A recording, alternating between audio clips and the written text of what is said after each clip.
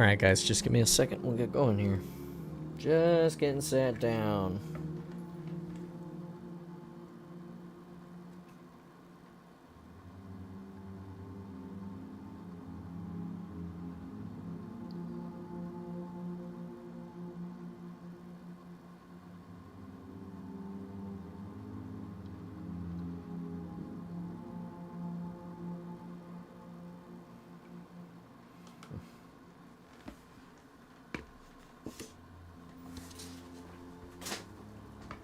All right.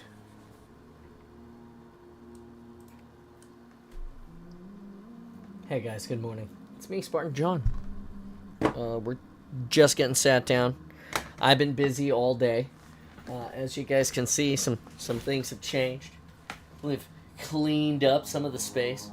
You can almost see the floor. Well, you actually can. You can see the floor everywhere. Actually, it's pretty crazy. Every day I've been chipping away a little bit at cleaning this space up because HCS is in less than 10 days. And I have someone coming to absorb some of the space for a little bit.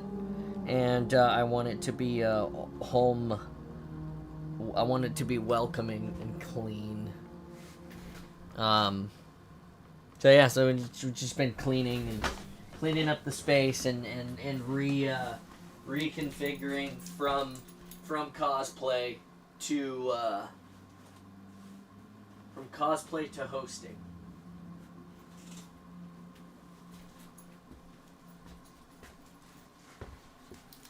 I already had my jacket on. Now we changed our hat because we wear our gold shirt, our Master Chief jacket, and our reading hat. I'm gonna make some announcements in all of the spaces because I haven't done that yet today. And then once I do that, we'll get going, I think.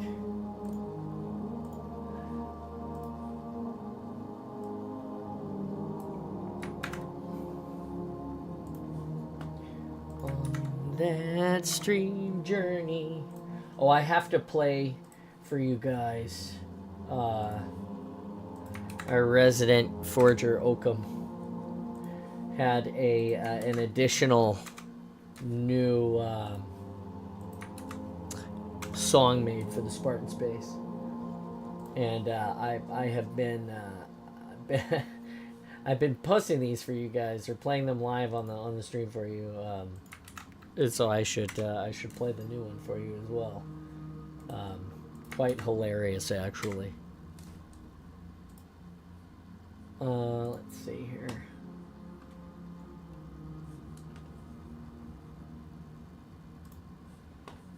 I need to update the link.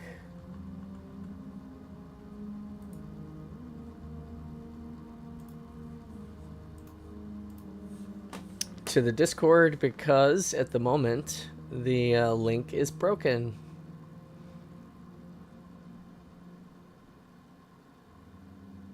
I just have to remember where to do that.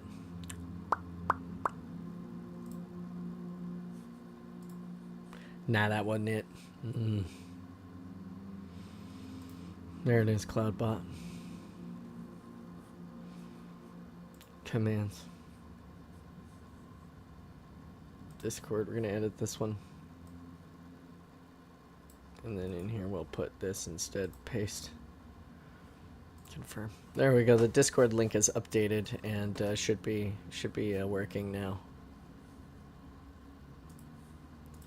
There we go. Now that we've got that nastiness out of the way.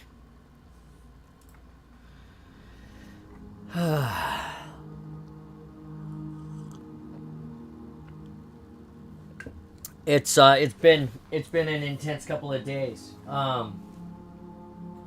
Good news is that I found the original decals that we printed for the Infinite Chief. I found sheets of them that I had overprinted on purpose in case stuff like this had happened. So I don't have to buy a printer today. I was gonna have to buy a 3D printer or not a 3D printer, Dumbass. I was going to have to buy a laser jet printer. I'm still going to have to buy one. I'm still going to have to get a Cricut.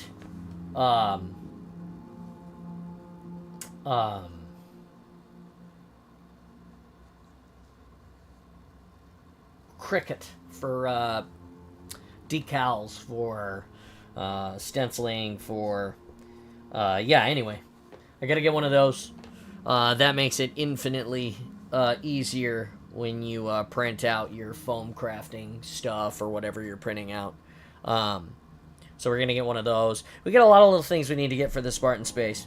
If you guys are interested in contributing to the Spartan Space at all, in any way, down at the bottom on the Twitch page is a link to an Amazon cart that has a bunch of stuff in it that would make the Spartan Space better.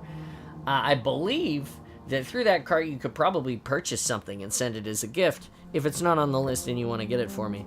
But those are some of the things that we're looking to try to get. There's some shelves that bolt to my actual desk that provide like a pegboard behind my monitors, so I can hang all my tools and stuff that you see just littered around on the desk when you see a picture of the desk. Movable shelves so I can put some of my little Spartans and stuff up on them so that they're up here where I can enjoy them. You guys won't be able to see them until we set the camera up here up. But it's still something that's not here yet, and it's coming for other times. Let's see. We've got weathering on a helmet to do. We'll probably do that a little bit today. Maybe not. I did a lot of the... There's a little bit of pinstriping and stuff that I finished up, and since I found that decal, we can go ahead and decal it, so weathering it is not a problem. We can just go ahead and get it started. Which I think is cool. Shit, I forgot to paint one. I gotta paint one pinstripe. I gotta block out one piece and get it squared away.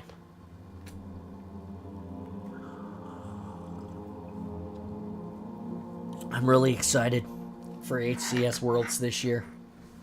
I know you guys already know, the people that are watching, the people that that I talked to about it. It is absolutely exciting to be able to go this year and again and to compete. Many of my friends will be there, and I'm just wow, just excited.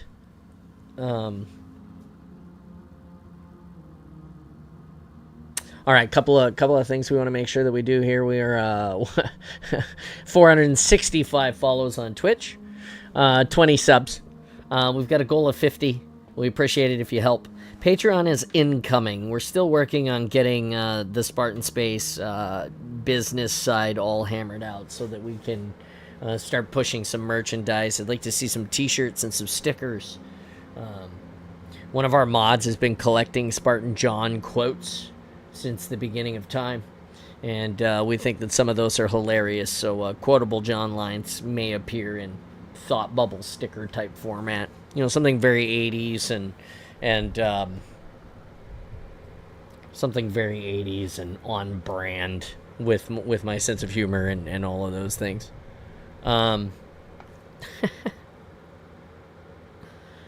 Let's see what else.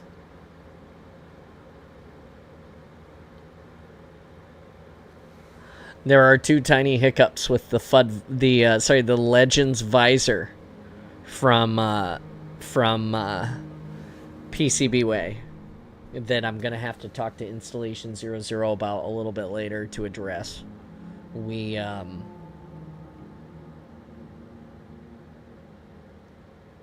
planned on doing it a certain way, making the helmet a certain way, and assembling the visor into the helmet a certain way. It may not actually work the way that we think it's going to work on this particular helmet for Legends, or even for Infinite without a small amount of re-engineering of the concept. We'll know more, but right now we don't know. Let's see.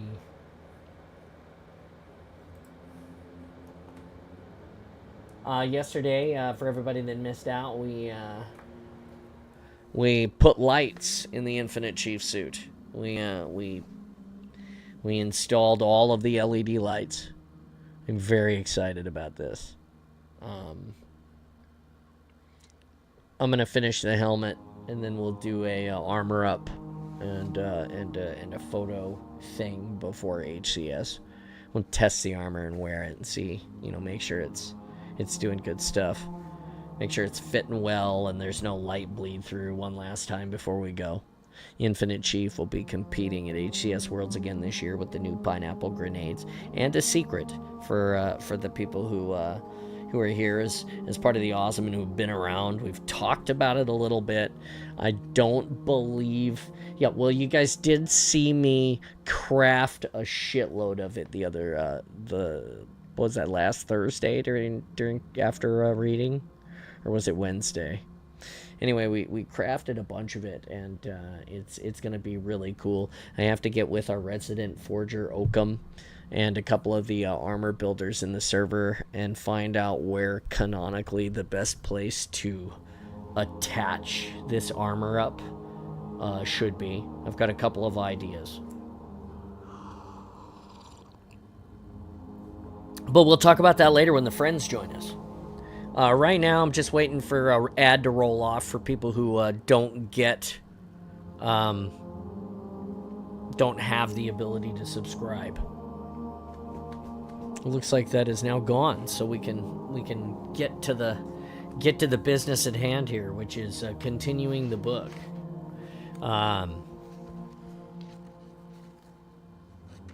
We're reading Ghosts of Onyx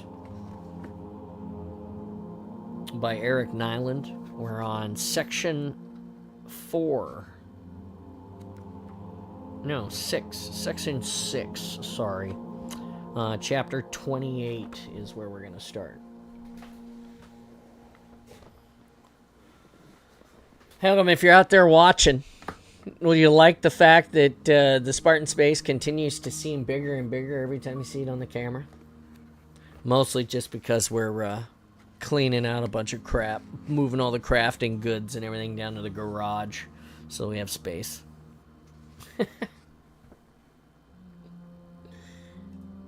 Alright, here's the book, here's me, here's the microphone, and for the next hour or more, you get uninterrupted reading with Spartan John. I hope you enjoy it. I do. If you want to hear Spartan John read something other than Halo, send me a message. Ask me to read something.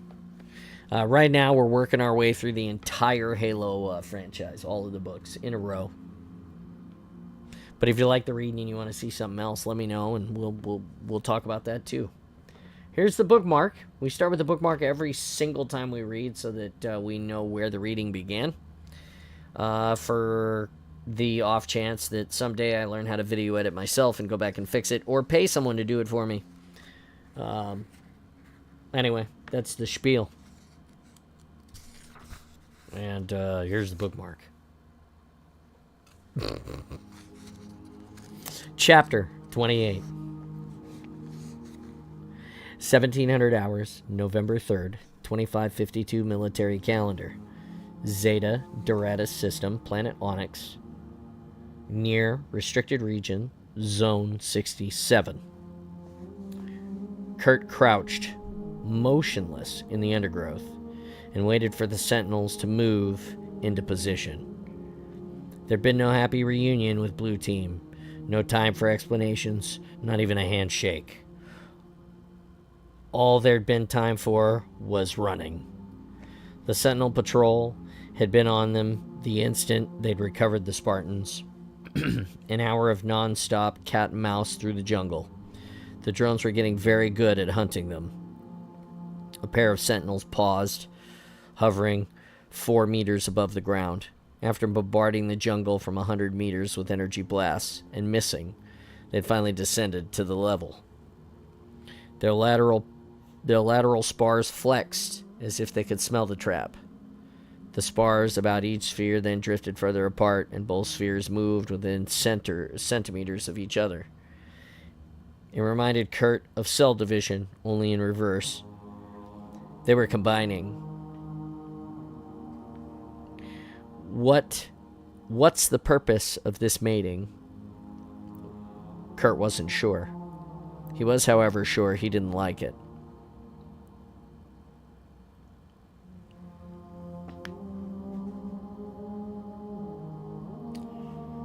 The now double Sentinel crept closer. Team Saber on the left flank detonated faux gas positioned under the drones. Flames shot up and lit the canopy. Smoldering shrapnel obliterated the foliage. A split second later, Blue Team on the right flank let loose a Spanker missile and a hail of MA5B fire. They were in perfect defilade. The air filled with white-hot tracers and black roiling clouds. 2 nearby trees crackled and fell. Kurt flashed his red status light, and the fire ceased. Saber had jumped the gun, a half second maybe, but they had definitely shot before the Sentinels were in position. What had he expected?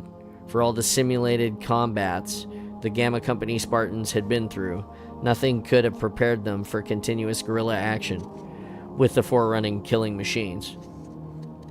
Kurt squinted. Even with image enhancement and thermals, he couldn't make out anything in the air where the Sentinels had been, but he could see the ground.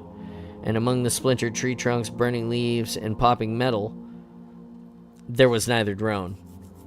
He blinked his amber light twice, ordering the teams to fall back. He didn't like this one bit. A full bank of green status lights winked in at him. Kurt saw motion in the mist. Shadows that resolved into 6 rods arranged in a long hexagonal geometry. 2 spheres within, pulsing, as the energy field enveloping the combined Sentinel shimmered. They were completely untouched. Kurt flashed his red light 3 times, which was the retreat symbol. One sphere glowed and moved back and forth, searching. It stopped and fixed upon Kurt. He jumped. A flash of light struck. The jungle floor detonated, and a 3-meter cradle fizzled and crackled into glass. Kurt rolled into a crouch and instinctively returned fire with his MA5K. This was part of the plan. The part where everything went wrong, and he had insisted on drawing the enemy fire while the others slip away. He knew this terrain. Twin Forks River was 300 meters to the east. It should be a stroll through the park. The other sphere shone like burnished gold, and his rounds bounced off its energy shields. Even as the first sphere reheated, building charge for another shot, Kurt ran, zigzagging through the foliage. In this doubled configuration, the Sentinels could simultaneously fire and defend with an energy shield. This was big trouble. It seemed all their engagements with the Sentinels were doing was teaching them how to be more effective in combat.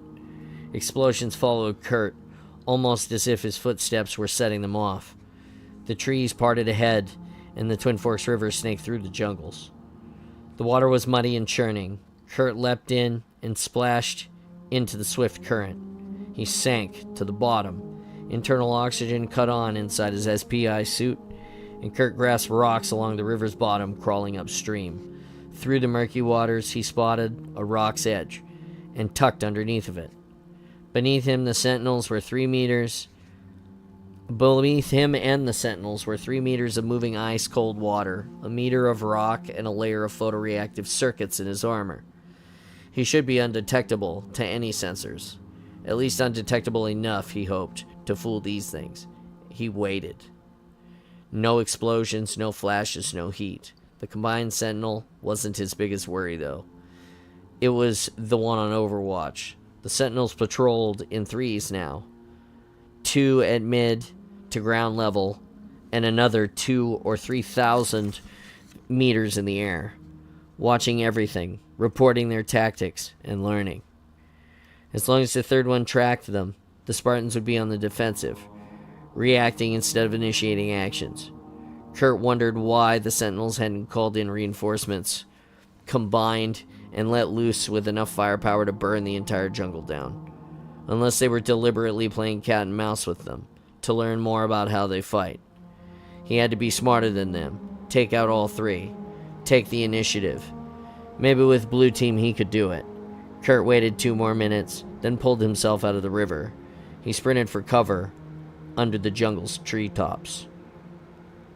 There were no signs of pursuit. He remained calm, silent, and crept back to the prearranged fallback position. As he approached the region of the broken ground bordering Zone 67, he slowed. There was less cover, so it seemed. So he scanned the skies for Sentinel overwatch. All was clear. Ahead, the land turned to savanna grass, acacia trees, and large striated boulders. One rock in particular had a hollow underneath, where they had arranged to meet, provided cover without restricting the view of the local airspace. If attacked, they had a clean line back into the jungle. There would be at least 2 guards on lookout, and at least 1 Spartan at the jungle line to watch their line of retreat. Normally, he would click his comm twice to alert the sentry, but he didn't even want to take that small risk in this open space, so Kurt waited, guessing the sentry would either be Linda or Olivia. If it was Linda, he scanned the nearby trees. She'd be up there in a good sniping position. If it was Olivia, she could be anywhere. She was eerily proficient at camouflage and stealth. There was a clatter, a single stone 3 meters to his left. He turned, and as predicted, Olivia crouched just a meter behind him in the shadows of a low tree, perfectly blending into the grass and dappled light in her SPI armor, waving at him to make sure he saw the slight blur of motion. Kurt had no doubt that she could have been in fluorescent orange fatigues and still managed to look the part of the terrain. Kurt waved at her and then aimed his single beam comm at the rendezvous rock. The comm established handshake and then crackled to life. "One coming in," he said. "Come ahead," Kelly's voice came back. "It's good to hear your voice." "Yours too. Out." Kurt remembered the last time he had Kelly on the single beam, when his thruster pack had exploded and he rocketed out of control into deep space. He never realized how much he had missed his old teammates until he had seen them again. Of course, now Blue Team was in jeopardy, but that seemed like old times as well. He couldn't have asked for better soldiers to be in trouble with. He ran across the field, low and silent, and then jumped into the shadowed hollow. Tom, Ash, and Mendez crouched next to Kelly, Linda, and Fred. They whispered to one another and drew plans in the dirt. Lucy sat quietly next to Dr. Halsey, who glanced at Kurt and then went back to her laptop computer, examining Forerunner glyphs. The other Spartan 3s were missing, presumably on watch. "Glad you made it back in one piece," Chief Mendez said, and gave him an abbreviated salute. "Almost had me worried."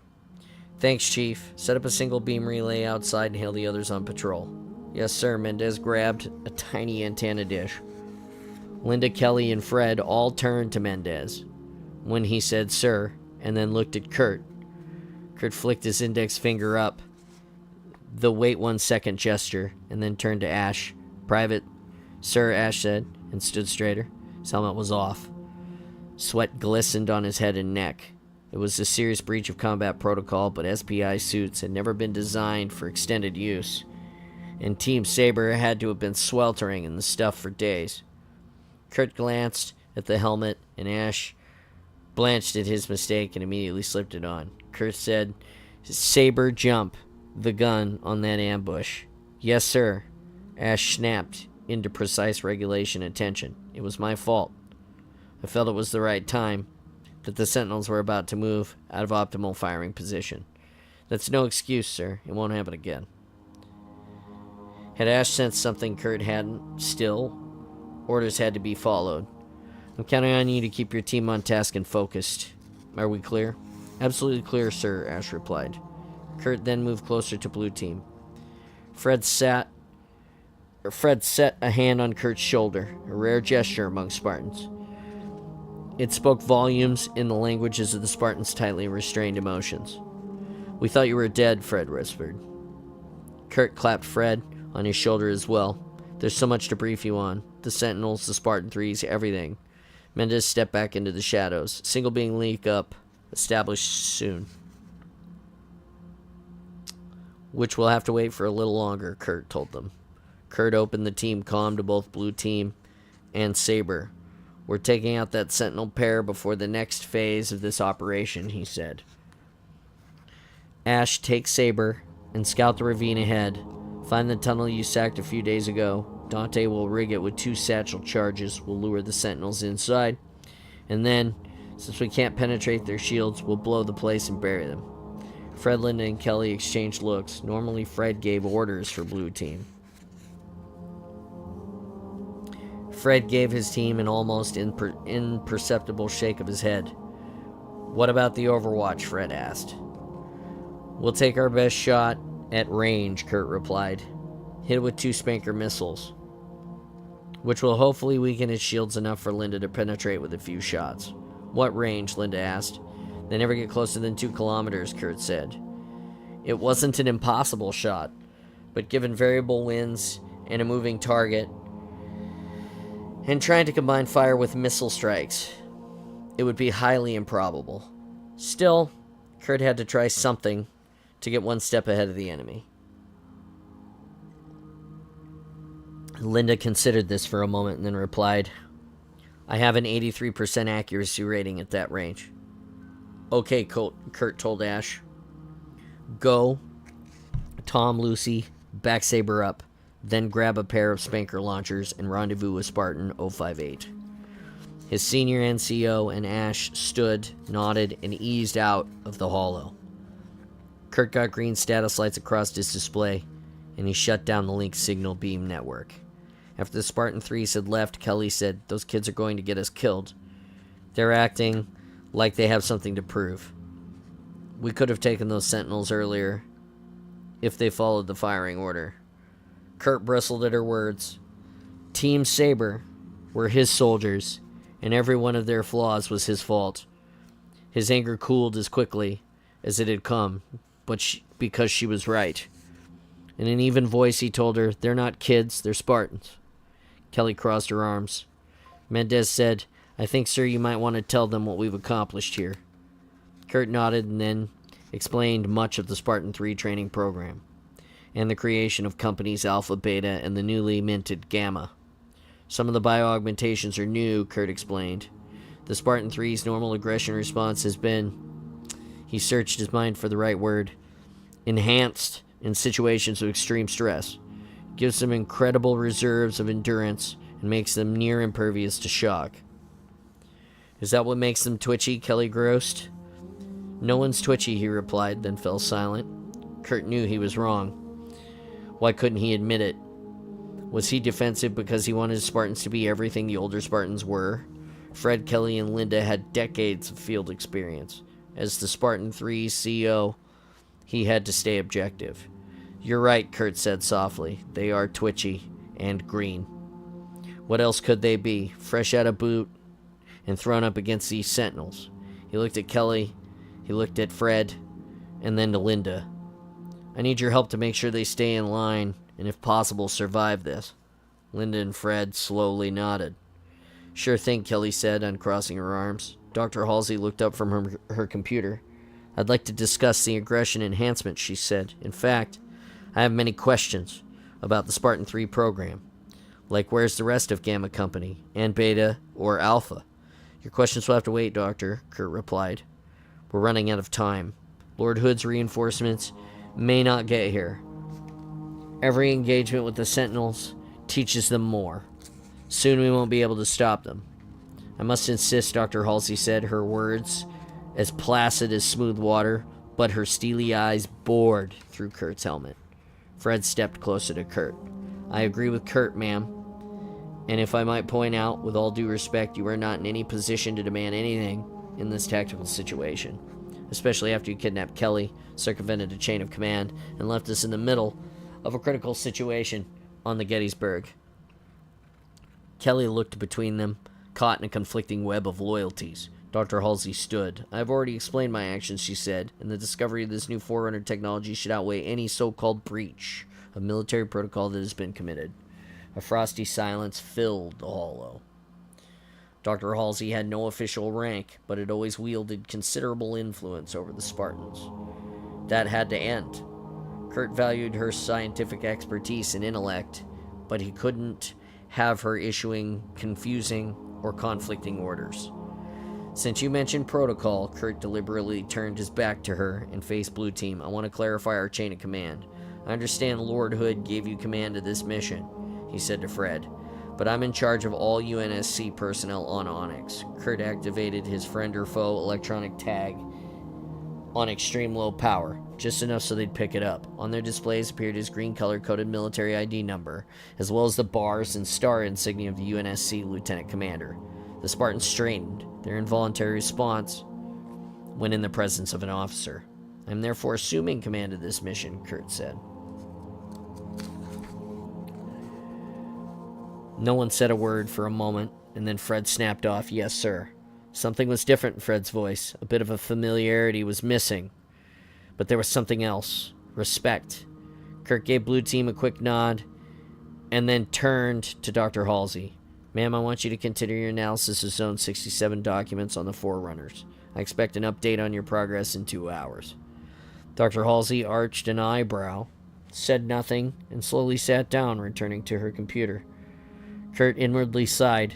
That was one battle that he won today. Olivia's green status light flashed twice, the signal for friendly approaching. A ripple crossed the entrance of the hollow, part shadow, part rock, and then the SPI camouflage resolved into Olivia. "Sentinel pair," she whispered, "half a kilometer south, moving this direction, in a search pattern." Kurt said, "Everyone get ready to move out. Kelly, limber up, you're our rabbit." "Happy to oblige, sir." She made the two-fingered signal over her faceplate, the traditional Spartan smile. The others nodded. Kurt knew they'd follow him into battle, and right to the gates of hell if he ordered it. He had a feeling it might have to come to that. Chapter 29.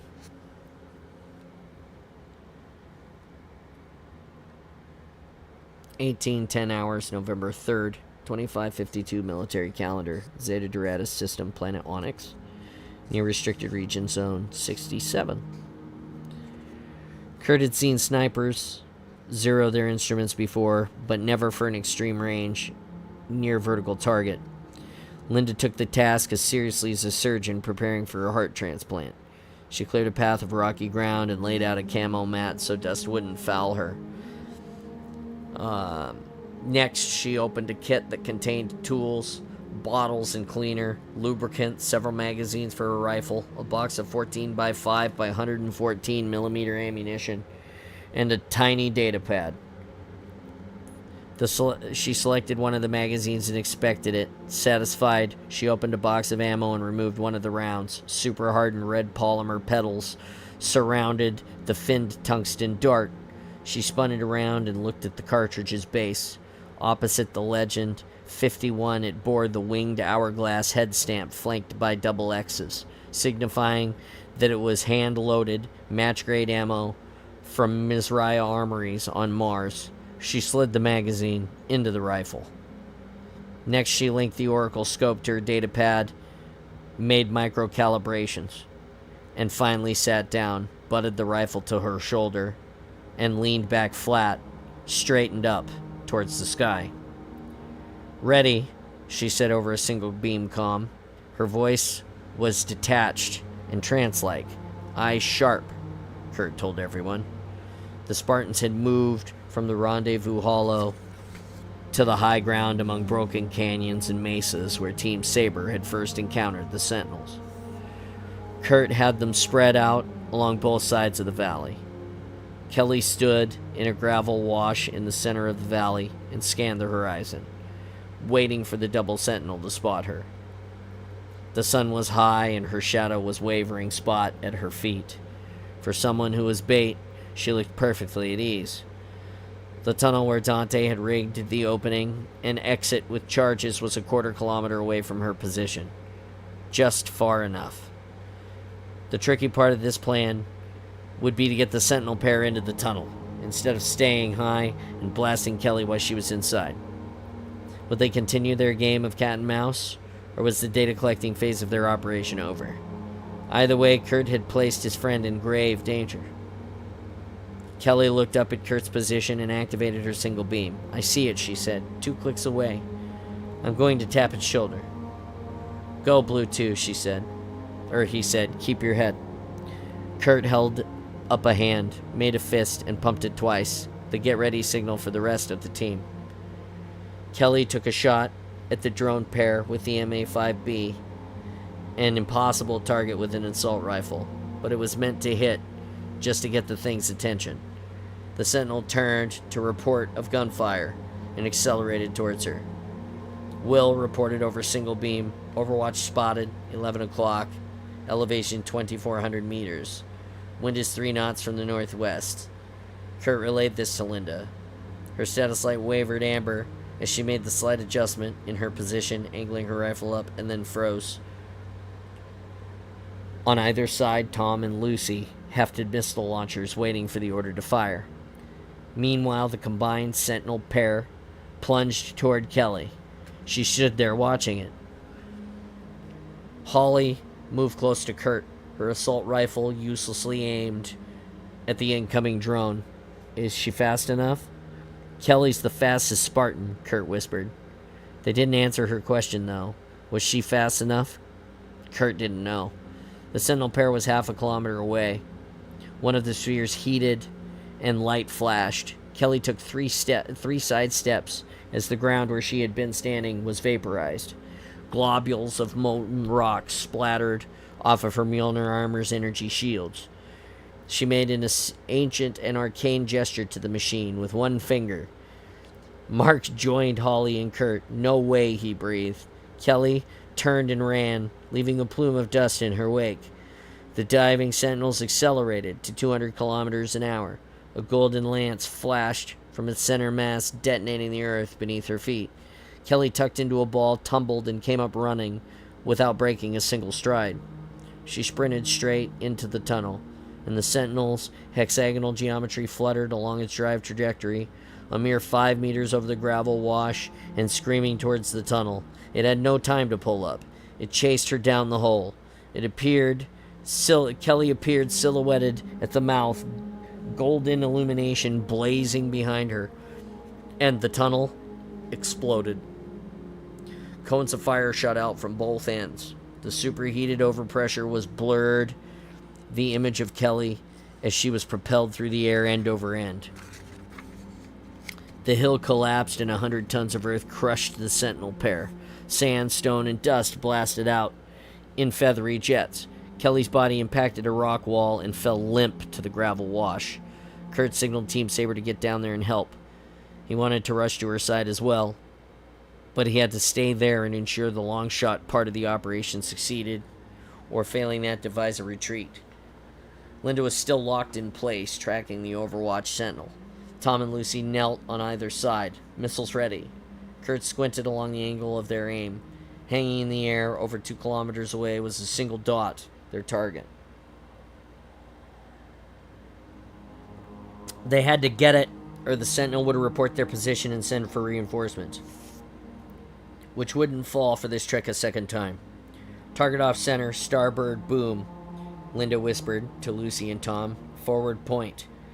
Then adjusted their aims, locked on target. Tom replied, fire, Linda said softly.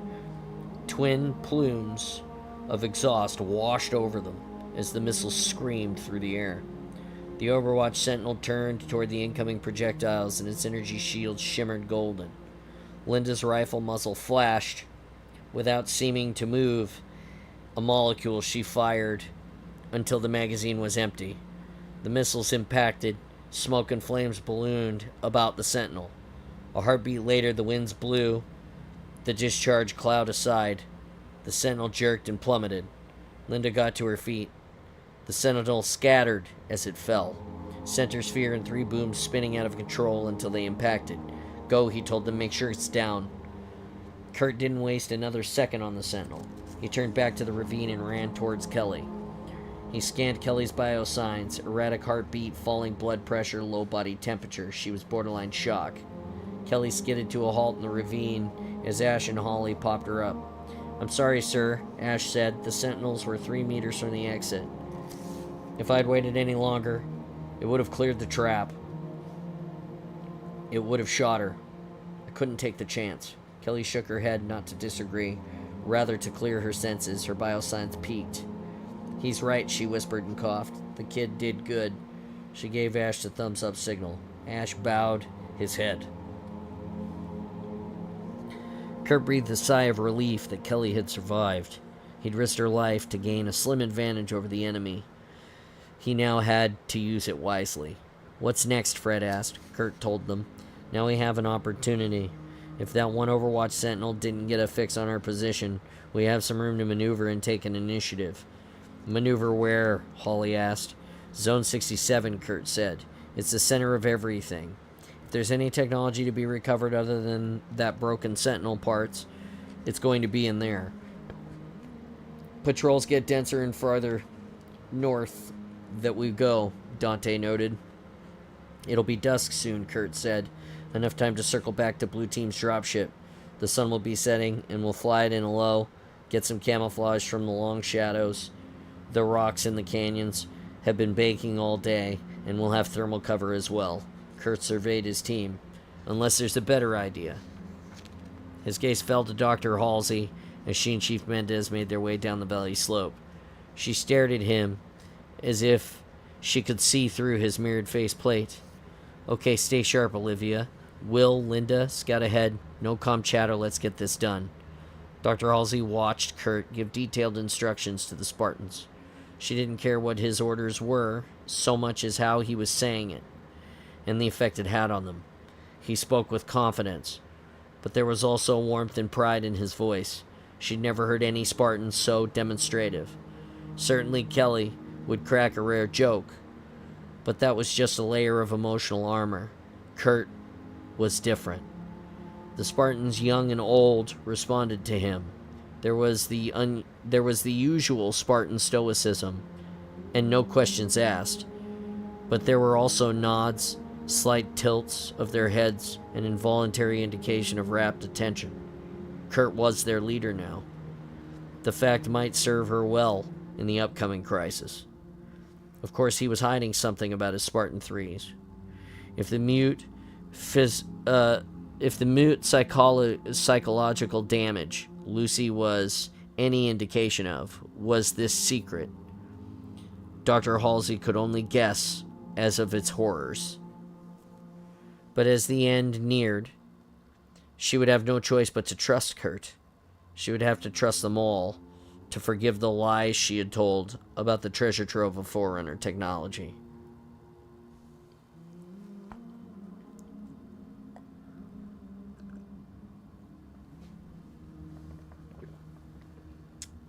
Chapter 30. 1950 hours, November 3rd, 2552 military calendar. Zeta Doradus System, planet Onyx, near restricted region 67. Kurt stood behind Kelly and Will in the Covenant dropship cockpit. Kelly sat in the pilot's seat while Will manned the gunner station and watched the scanners. The other Spartans, Mendez and Dr. Halsey, were aft, readying equipment, waiting and watching. Kelly shifted back and forth. The pilot's seat was angled wrong for human physiology, and she leaned awkwardly over the control surface. She took the ship in low and fast over the jungle. The controls were an odd assemblage of holographic geometries that danced before her hands. Kurt tried to learn as much as he could in case he had to fly the alien ship, but it was difficult to watch her and not the view screens. The sun was a hand's breadth away from the edge of the horizon, and the Covenant ship passed through the long shadows and dim red light. As the jungle thinned, Kelly dropped and swerved between the acacia trees, skimming 2 meters above the grasslands. Without looking up from the controls, Kelly said, "Piece of cake, Elsie, relax." She smothered her hand over the accelerator stripe, and the ship leapt forward, zipping off the savanna and over the broken canyon lands. Kelly maneuvered aggressively, jinking up and down, performing quarter rolls to veer around mesas, dropping into ravines, and pulling up at the last instant to avoid crash headlong into walls. Great, Kurt whispered to Kelly. He forced himself to release the edge of her seat. Dead ahead, the slope of the mountain angled gently up, over 2,000 meters. Nothing airborne on sensors, Will announced. Clear sailing ahead. Status on the warheads, Kurt asked over the comm. Ash clicked on the channel. All Fenris warhead detonators now secure, enslaved to our secure comm channel. As ordered. 2 warheads cut down, armed and ready for transport, working on the rest. Hang on, Kelly cried. The nose of the ship jerked up. A rock size of the Warthog tumbled down the mountain slope, clipping the undercarriage of the ship. The dropship spun, but Kelly expertly rolled, righted, and got them back on course. Close, she muttered. Rescan the surface motion, Kurt ordered. Will swept the camera angle, port and starboard. Kurt saw they weren't on a single mountain. It was a range of all equivalent elevation, extending in a gentle arc as far as he could see. Motion detected, Will said. Just appeared, sir. Ahead. Got a target lock. A silhouette resolved on the view screen, outlined by the glare of the setting sun. Kelly came hard to port. As the relative angle changed, Kurt saw motion. Earth and rocks shot up and then cascaded down the slope. Will slid his hands over the controls and polarized the monitor, cutting the glare. The motion came from a collection of 30 interlaced sentinels. Their booms and center spheres assembled into an oblong shape, and through its center traveled a continuous stream of stone. To Kurt, it looked like a mechanical worm regurgitating over the mountainside. Dr. Halsey clambered into the cockpit. No energy spikes detected, Will said. They're not ready to fire. Kurt swallowed. Steady on this heading, he told Kelly. He watched the giant machine recede behind him. It had to have seen them. 30 sets of eyes would have missed something as large as Covenant dropship. Why hadn't it attacked? Dr. Halsey tapped a control, and one of the view screens jumped back to the combined sentinels. She studied this a moment and then declared, Tinker Toys. I don't understand the reference, Kurt said. An ancient child's toy, she said. Sticks and flat round connectors. These may be the Forerunners' counterparts. They reconfigured to accomplish various tasks, having all the required basic components, anti-gravity units, force field generators, energy projector weaponry. It's the equivalent, I suspect, of the simple machines that comprise our technology: the wheel, the ramp, the lever, the pulley, and the screw. Her casual analysis of the technology, centuries more advanced than hers, irritated Kurt. I'd say in this configuration, Dr. Halsey continued, it's not designed for combat and will not attack, unless, of course, they were provoked. Their programming, while sophisticated, appears dedicated. That is, each Sentinel combination specializes in a single task, and right now that task is moving dirt.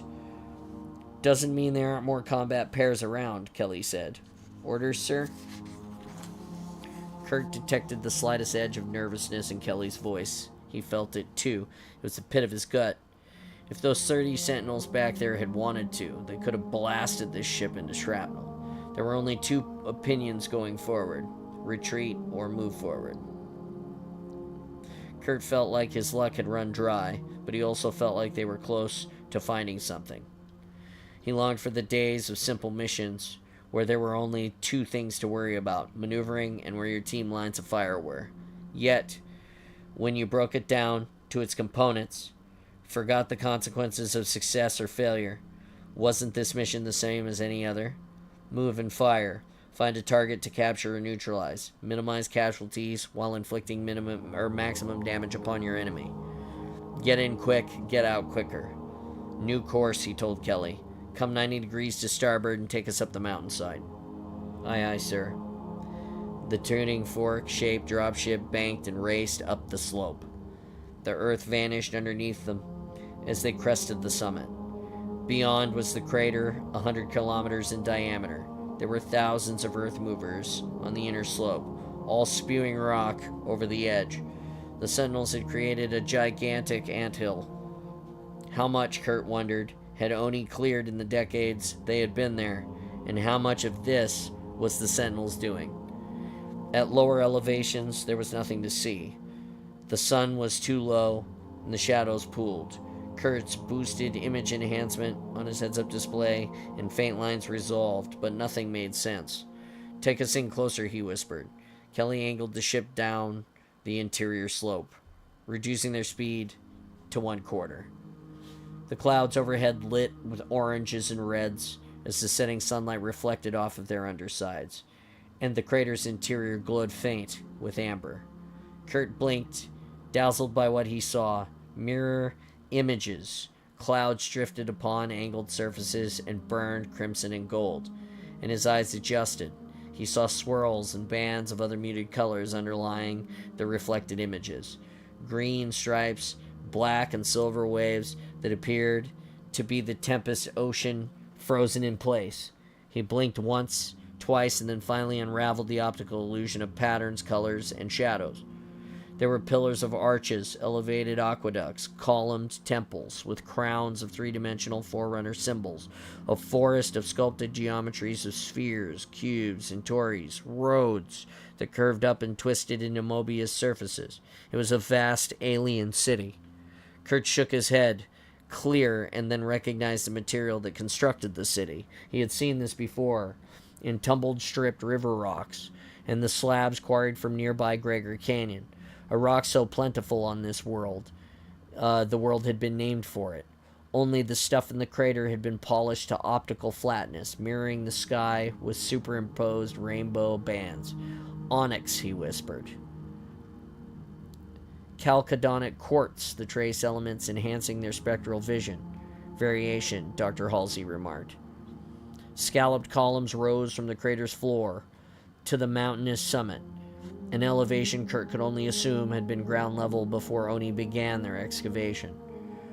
As they maneuvered closer to one pillar, Kelly banked the ship around its curve, and Kurt saw reflected images of thousands of different sunsets, all with varying cloud geometries. Some with flocks of migrating birds and dinosaurs, another had smears of blue spacecraft, and one burned with the supernova that illuminated the twilight. All images captured here from the past, the future, or maybe both. And only then did the scale of the structure register in his mind. It was 3 kilometers in diameter, larger than any UNSC carrier. Kurt's mind rebelled at the scale of this technology, the effort it had to have taken to construct such a thing. He glanced at Dr. Halsey while she intently studied the view screen. She did not appear the slightest bit impressed. "You knew this would be here?" he asked her. "I suspected," she said. "Frankly, after reviewing the reports of the halo structures, I'm somewhat disappointed." "Bigger than the ruins under reach," Kelly said. "We did not discover the full extent of those ruins," Dr. Halsey replied, "and likely never will." She squinted at the monitor. "There," she said, pointing at the distant gleaming dome. "Can you move closer to this structure?" She turned to Kurt. "With your permission, Lieutenant Commander. New heading 050. Kurt said, "Pick your best path. New course I," Kelly replied. As they descended deeper, the dropship sped past a staircase that ascended to nowhere. Each step an hectare of unbroken, polished stone. The cloud deflected, light dimmed, and the smooth surfaces melted into shadows. Dr. Halsey's dome turned red gold and faded to a silhouette. Will turned the passive radar on the thing, and an outline overlaid the structure. Kurt discerned that the top of the dome faceted into 7 flat surfaces, each with a tall arch leading to the interior. "Those large enough to fly through?" Kurt asked. Will consulted his sensor screen. "Huge," he replied. "Move us in," Kurt told Kelly. "Aye, aye," and she pulled the nose of the ship up. As the last traces of light vanished, Kurt saw lights in the crater, red dots that swarmed over every surface. Sentinels. Will's hand flashed over the sensor panel. New energy signature detected, extremely low frequency. He looked up. "Over 100,000 distinct emitters, sir." "What configuration?" Dr. Halsey asked. "Clusters, single units, or pairs?" Will studied the panel. 95% clusters, a few hundred single patterns, and a few hundred dual signatures. "Combat pairs," Kurt whispered. Kelly matched their speed. He keyed Team Comm and said, "Make ready for hot drop, battle-ready conditions." Green status lights flashed back, confirming the orders. They decelerated over the darkening city, creeping toward the dome. Kurt's instinct told him this was the right thing to do. The logical, conscious portion of his mind, however, urged him to leave. He'd trust his gut on this one. Get them inside and under the cover before every sentinel in the place could fire on them. Nice and easy, he said. Kelly's hand hovered over the throttle stripe. You think these things are smart enough to use our own tricks against us? Lure us inside and then close the trap?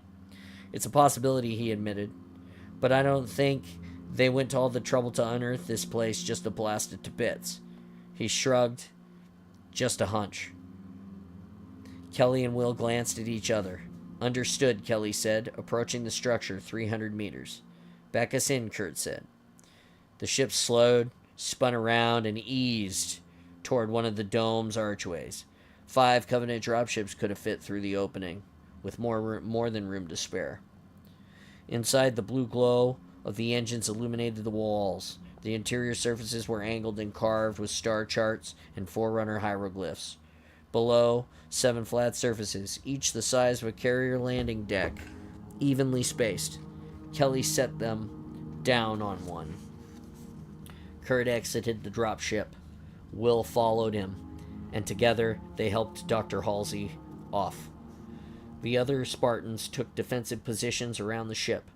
Kurt's motion sensor showed everyone on the deck, but there was nothing beyond the landing pad save darkness. Every noise was swallowed by vast emptiness within the interior of the structure, and he felt as if he were drowning in shadows of silence.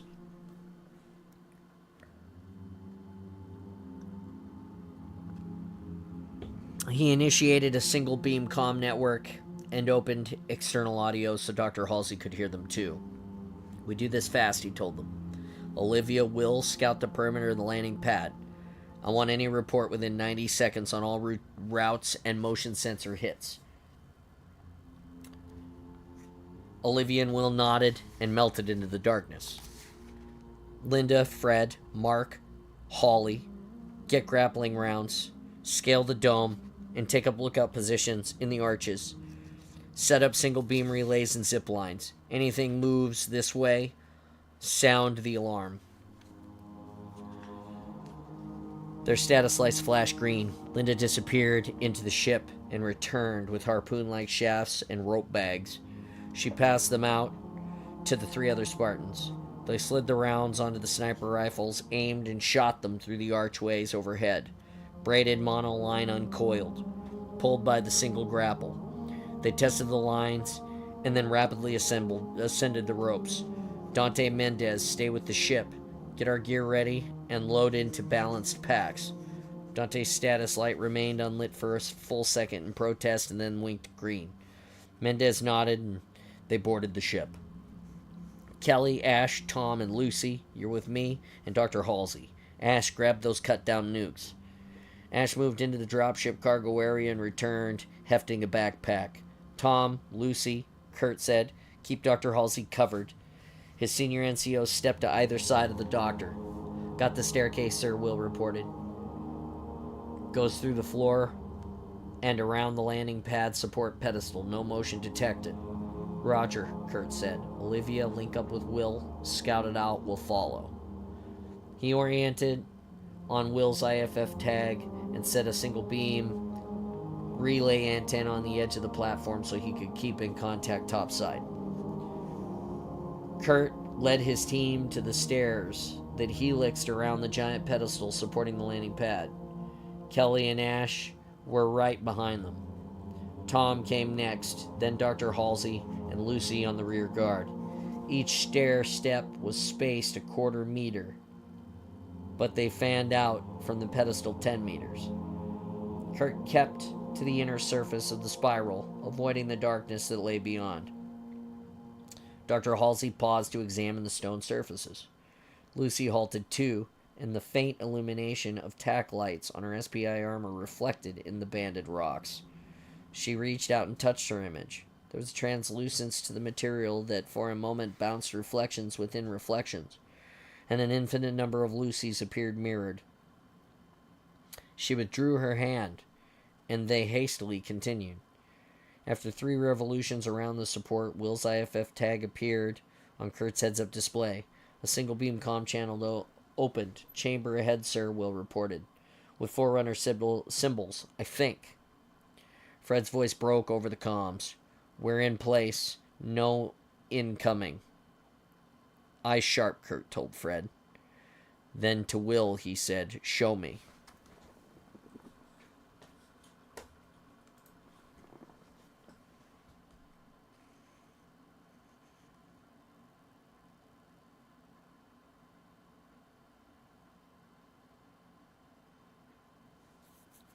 Will led them until stairs passed through a floor and stopped at an arched entrance.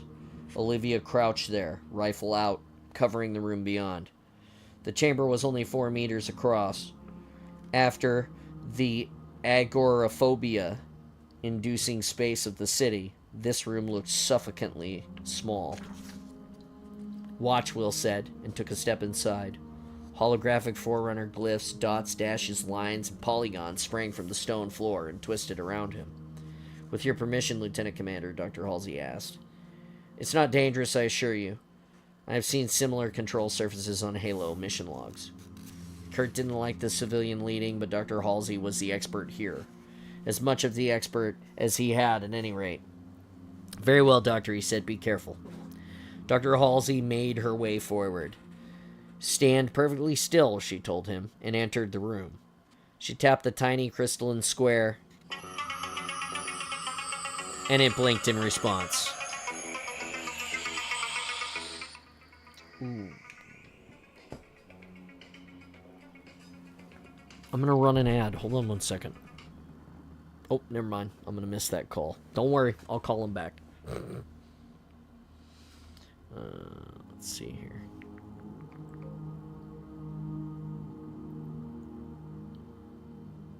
Dr. Halsey made her way forward. Stand perfectly still, she told him, and entered the room. She tapped the tiny crystalline blue square, and it blinked in response. Still damn difficult to read, she muttered. There is a simple two-dimensional translation, but I now see there are higher dimension interpretations. She reached for her laptop. There's no time for details, Kurt told her. She frowned and put away her laptop.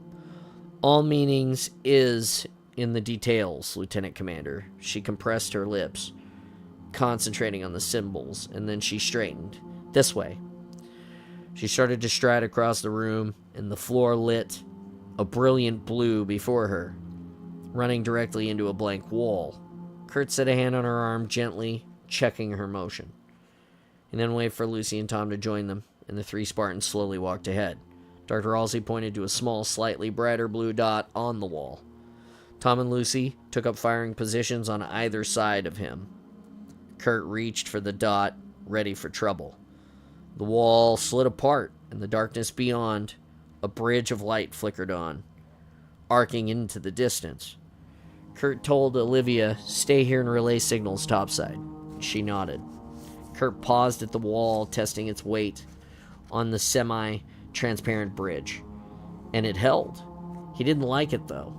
If the power cut out, this thing could vanish. He moved 12 paces, with Tom and Lucy right behind him. Although the distance covered by their steps didn't seem to match the much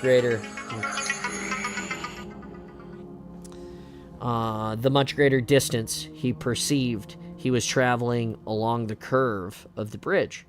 He looked down, fathomless shadows. He kept his eyes straight ahead. When they got to the end of the bridge, a door of dazzling light appeared, and the shadows slid apart. Kurt, Tom, and Lucy passed through, not registering so much as a blip of enemy contact on their motion sensors. He found himself in a half-sphere chamber 20 meters across. In the center was a console over which metallic-hued Forerunner hieroglyphs swarmed. Kurt turned and motioned for Dr. Halsey to come along. She strode quickly across the bridge. Kelly, Will, and Ash hurried behind her, keen for any motion. They entered the room, and Dr. Halsey studied the hologram. For lack of any better term, she said, this is an information center. She ran her hands over the symbols on the console. We should be able to find... she tapped a tiny flexing triangular icon. A map. Light exploded around Kurt. Holographic geometry flashed and zoomed to a distant perspective. In a sphere of symbols, topology lines, and shapes swelled over the console, until it touched the apex of the room. A map, Kurt asked. Of our present location, Dr. Halsey said. So this building is round? Kelly asked. Not precisely incorrect, Dr. Halsey replied. We're in this building, and this building is in the city, which is technically on this so-called planet. But that view is backward. Observe. She rotated a golden circle symbol, and holographic structures passed through Kurt as the map expanded. A dot on the surface of the sphere magnified and resolved into lines in a grid, squares, triangles, and one circle. The view zoomed in upon the circle and tilted 90 degrees, showing depth and a faceted dome with 7 arches. Dr. Halsey twisted the gold circular symbol, and the focus sharpened, descending through the layers of building, showing the landing pad, and the outline of Covenant dropships, and the blazing reactor core. Mendez and Ash appeared as tiny biosigns displayed next to them. The view plunged deeper, and the room they stood in resolved, and Kurt watched himself and the other Spartans, and Dr. Halsey. And back, she said, and she spun the circle icon. The room shrank to a building, to city, and back to the large sphere construct. The scale of it finally clicked in Kurt's mind. Once he understood, it took him a few seconds to again speak. When you said Forerunner translation for Onyx was Shield World, he whispered. That was a literal translation, wasn't it? Apparently so, Dr. Halsey agreed. The entire planet is artificial, like the Halo rings.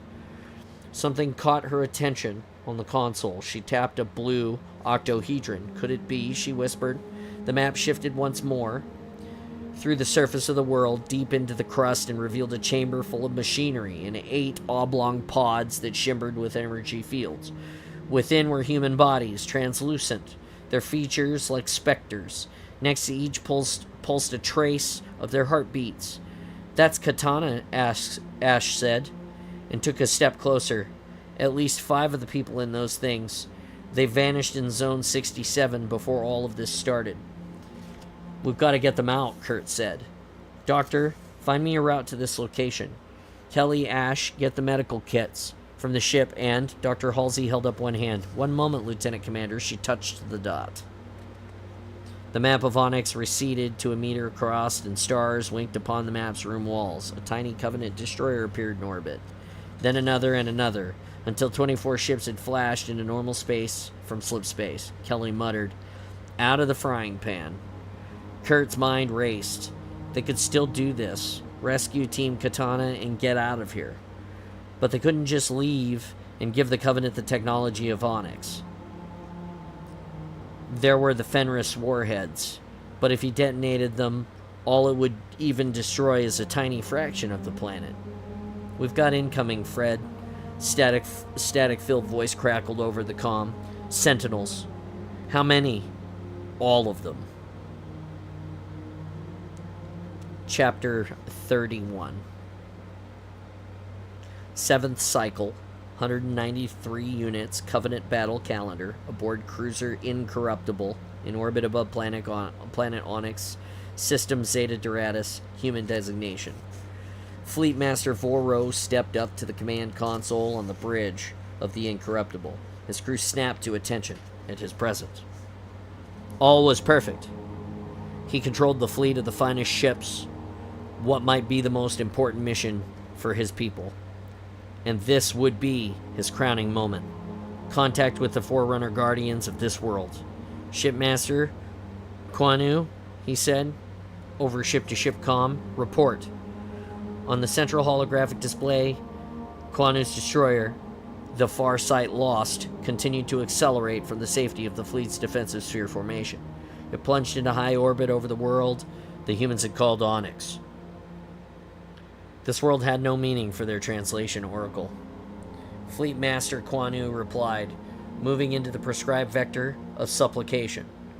1,000 tiny craft crested over the planet's northern magnetic pole and moved towards the Farsight Lost on attack vectors. Honor lights your way, Voro told Quino. Quino finished the time old saying, Healy Maxim, our blood will forge 1,000 generations. Voro had considered initiating contact himself, but decided the honor should go to Kwanu, whose knowledge of the ancient ritual responses from the Fire of Repentance codices of the First Age was unmatched. On Yagar's sensor station, a schematic of one of the Forerunner vessels appeared. 3 unconnected cylinders and a sphere.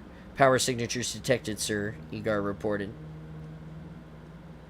His one good eye staring at the patterns. Energy shields and offensive system waveforms present. Voro considered this. The power outputs from the tiny ships were insufficient to penetrate their shields. But there were so many. Spin up the 4 energy projector, Voro ordered. Uru hesitated for a heartbeat and then moved his hands over the controls. 4 energy projector charging, sir. The shimmering of power readings of the Forerunner vessels reflected Voro's gaze. During their slipspace journey, Voro had made clear to his shipmasters that they had to be willing to set aside their beliefs. Others had been blinded by the glory of the ring and the gods, and subsequently destroyed by the human and the flood infestations. They must be prepared for anything. Alert the fleet to make weapons ready, Voro ordered Yagar. Aye, sir. Voro wanted to believe that the Forerunners had left this world to deliver them in their hour of greatest need. His instincts, however, told him not to trust anything but Sangheili blood. Far sight lost, broadcasting on an open channel, Yagar said, and put its bridge on audio. Let us cast arms aside, Shipmaster Kwanu began. The ritual greeting, and discard our wrath. Thou, in faith, will keep us safe, whilst we find the path. Thousands of the tiny craft drifted to the central holographic display like a cloud of dust. They formed octahedral geometry, solidifying into crystals of gold and ruby in the darkness of space surrounding the far sight lost. Incoming transmission, Yagar said. Both his eyes, sighted and blind, were wide with wonder. On the Prophet's channel, sir. A flat voice, intoning perfectly the ancient dialect, rumbled over the bridge. Rescue phase concluded. Threat analysis phase concluded. Reclamation request for Shield World access denied. Initiating outer defense program. Energy spikes detected, Yagar said. Frequency shifting to resonant suites. He looked up. They're combining fire, sir. Fleet-wide channel, Voro shouted. All shipmasters make ready to fire. Link targeting control through the incorruptible. Uro monitored his console, and the ships in the fleet linked into the single superweb network of firepower. Fleet fire control is now yours, sir, he told Voro. Target laser and energy projectors on the 3 clusters formations, Voro said.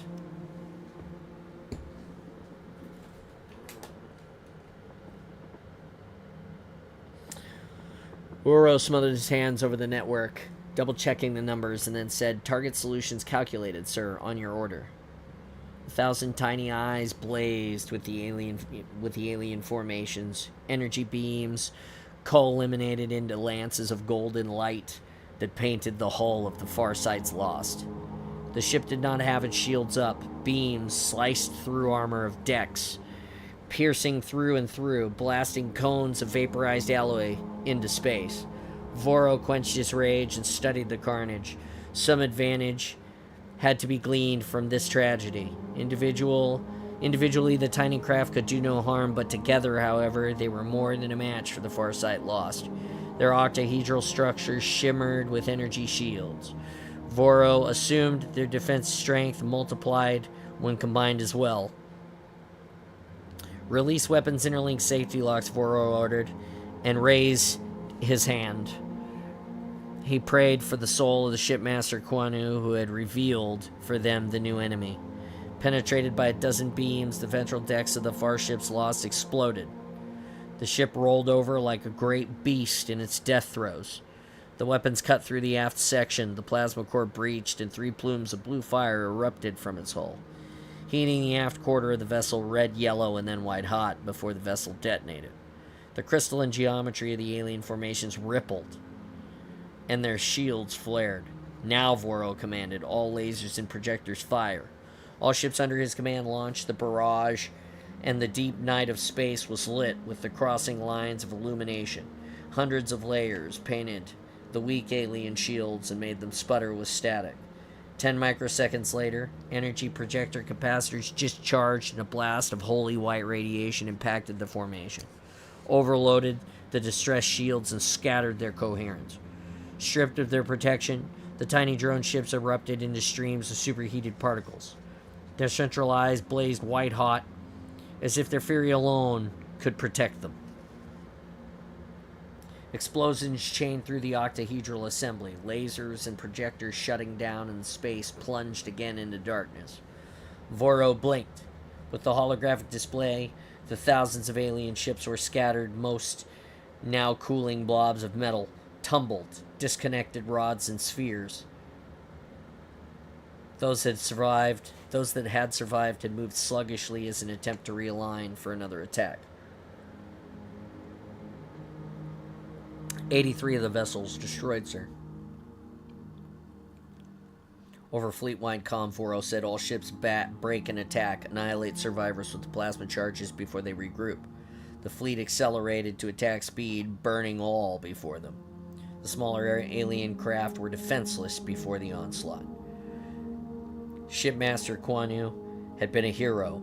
He had demonstrated for them that the old ways of devout placation had no place in this new age. The Sangheili would forge their own way, with their own blood, if needs be. Contact the Absolution, Voro told Egar. Have them make ready for slipspace transition in atmosphere. They will scout the northern polar region, where these drones came from, and determine if there are any high-value targets our sensors have overlooked. Absolution hailed, sir, Egar replied. Orders relayed. He paused, listening, then said, the Absolution is yours to command, Fleet Master. Voro nodded, indicating that they go. The space surrounding the sleek destroyer shimmered as their slipspace capacitors discharged. Something on the planet's surface, sir, Egar said, and he bent closer, concentrating. Energy anomaly at the northern polar region. He waved his hand over his controls, and the central viewer split, half filling with the view of the planet's ice caps, zooming closer to reveal the wind-whipped landscape of snow dunes and a kilometer of the ground. The air shimmered in the exact same pattern as the Absolution slipspace transition matrix. That should not be happening, Uro remarked, and took a step closer to the image, intrigued. A slipspace matrix only appears upon a ship's exit. The Absolution has yet to transition. Hail the Absolution, Voro said. Abort the jump, Egar shook his head. Slipspace matrix interfering with our signals, sir. Move to intercept, Voro ordered. The Incorruptible tilted and accelerated towards the destroyer. As it edged towards the slipspace field, the view of the holographic display shifted. Above the North Pole, 3 new octahedral formations of alien ships materialized in the glow of the slipstream exit field. They can jump, Voro whispered. That made no sense. If they had such a capacity, then why hadn't they jumped into combat on the far side? Far sight lost. Or, for the matter, jumped to avoid destruction from the rest of the battle group. Voro turned to Egar, who understood slipstream space better than any of his officers. Explain, he demanded. Egar straightened. Sir, a slipspace transition requires more power than ships that size can generate. I can only guess that they are somehow tapping into the Absolution slipspace field. Energy spikes, Uro said. Northern polar region. The alien ships fired hundreds of beams, bounced within their linked geometry, combining and focused through their energy shields, directed into the center of the warping slipspace. The Absolution vanished from high orbit, reappeared in the center of the alien's field of fire. The hull of the destroyer superheated to white. Flash vaporized, falling into a ball of ultraviolet fire.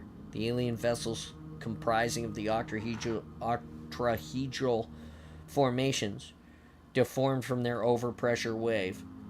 They then flew away on random trajectories from the cloud of smoke, which was all that remained of the Absolution.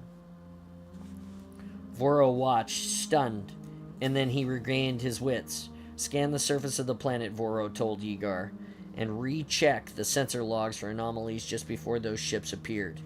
He opened the fleet-wide channel. No vessels to initiate slip space transition without my explicit orders. His shipmaster sent their acknowledgments, and 21 personal insignia lit his code. His console. Lit on his console. Sorry. Energy signatures detected, Egar said. In our logs before the enemy ships appeared, scanners detected a burst of extremely low-frequency energy, a transmission from this location. On the central viewer, a ring of mountains snapped into focus. There was a motion along the rim. Vora zoomed in and saw one rod and sphere drone dart back into the shadows. Transmission, coordinated orders perhaps? Or a central location where these drones had something worth protecting? That's our target, he said. Voro activated the fleet comm. All ships to overarch. Attack pattern and prepare for orbital descent. Charge lateral lines to full capacity. The Incorruptible took position in the starboard wing of the coalescing wing formation and led the battle group into the planet's atmosphere. Beneath them, air heated and rolled off of their hulls in waves of convective fire. Voro watched as the clouds in the upper atmosphere parted before their combined bow wakes and lamented over the holes in their formation. 2 ships lost. The fault was his. How could any continue to follow his orders after such error? Yet Voro felt their confidence. Perhaps that was delusion, but they had followed him unquestionably into battle. They knew that what happened here could determine the fate of all Sangheli. They had to succeed, even if it cost them their lives. They swooped over the surface of the planet, over twilight-shrouded jungles, undulating plains of grass, and shadow-filled canyons. Flocks of birds and herd animals scattered before their ominous presence. No more alien craft rose to challenge them. Where were the hundreds they had seen at the North Pole, in reserve, lurking in ambush? Come to dead slow, Voro commanded over fleet comm. Maintain battle condition. As the fleet crossed the crater's summit, a collection of drones appeared on the inner rim, spewing earth and stone into the air. 3 of his destroyers opened fire and left nothing but surface of cracking glass. As the greater body of the fleet crossed into the crater, the light from the heated lateral lines illuminated the dark interior, revealing giant arches and pillars, steps that circled faceted silver domes. It was a city of magnificent proportion. The shapes were instinctively recognized by Voro and holy scriptures. Every line and curve, every symbol had been burned into his soul. This was a Forerunner city, intact, sacred, and untouched. It was what every member of the Covenant had dreamed of finding. If not in this life, perhaps the next. Would it go so easy to claim this prize? The technological and theological treasures were close enough to touch. Voro's joints weakened as he wanted to drop the bow before the glory of all of it. He stopped, ashamed. Such religious stupor would only blind him to the danger. Voro must not bow to the Forerunner ghosts. He must be the sole authority here. He turned to the Legolo pair, whoever remained at his back on the bridge. Prepare for battle, he told them. Although the Legolo could not smile, Voro sensed their faces flex in pleasure. A dozen eels squirmed and coiled over one another. They growed their ascent, rose, saluted, and thundered off the bridge. Voro ran, his hand over the command console, Shipmaster Tano's blood still staining the edges.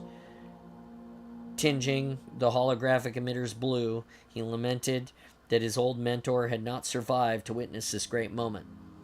Alien vessels accelerated from the surface, Uro announced. 24 pair formation on attack vector. Destroy the craft, Voro said over fleet comm. And only the craft. Use laser pinpoint targeting.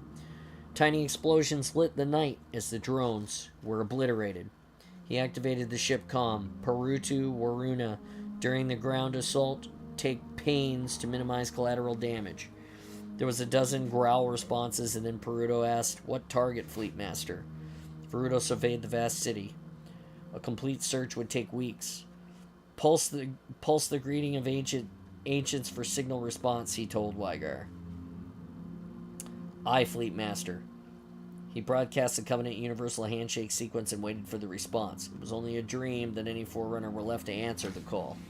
Something. Wagar leaned closer to examine the wavering reply signal. Voro moved to its station. It's one of ours, Voro declared. Send it to the ship's oracle for pattern match. Yes, sir, Yagar replied. Ship ID DX class. A drop ship. Definitely the parent identify the parent registry. Yagar summoned the reference, and his jaws dropped open in shock. Bloodied spirit, he whispered. Voro narrowed his eyes at the wavering response signals. This came from the ship stolen by human demons. They had beaten them here, survived the Forerunners' defenses, and infiltrated the holy ground. Anger bloodied within him and clouded his mind, but he collected his rage to save it. Triangulate the signal, he ordered. Yes, sir. There. The image shifted to the central viewer. The silver dome wavered into semi-solidity. The apex of the structure faceted into 7 planes, and on each an arch opened to the interior arches large enough for dropships to pass through. Voro returned to his command console. Perudo Waruna, we have a target. Muster the reserves from every ship in the fleet. Perudo and Waruna replied simultaneously with subsonic rumblings of acknowledgement. You will, however, wait, Voro told him. There was a silence over the comm. Wait is one word dare not speak to a Legolo pair on the verge of battle. You shall wait for me to join you, Voro said, for I shall lead this assault.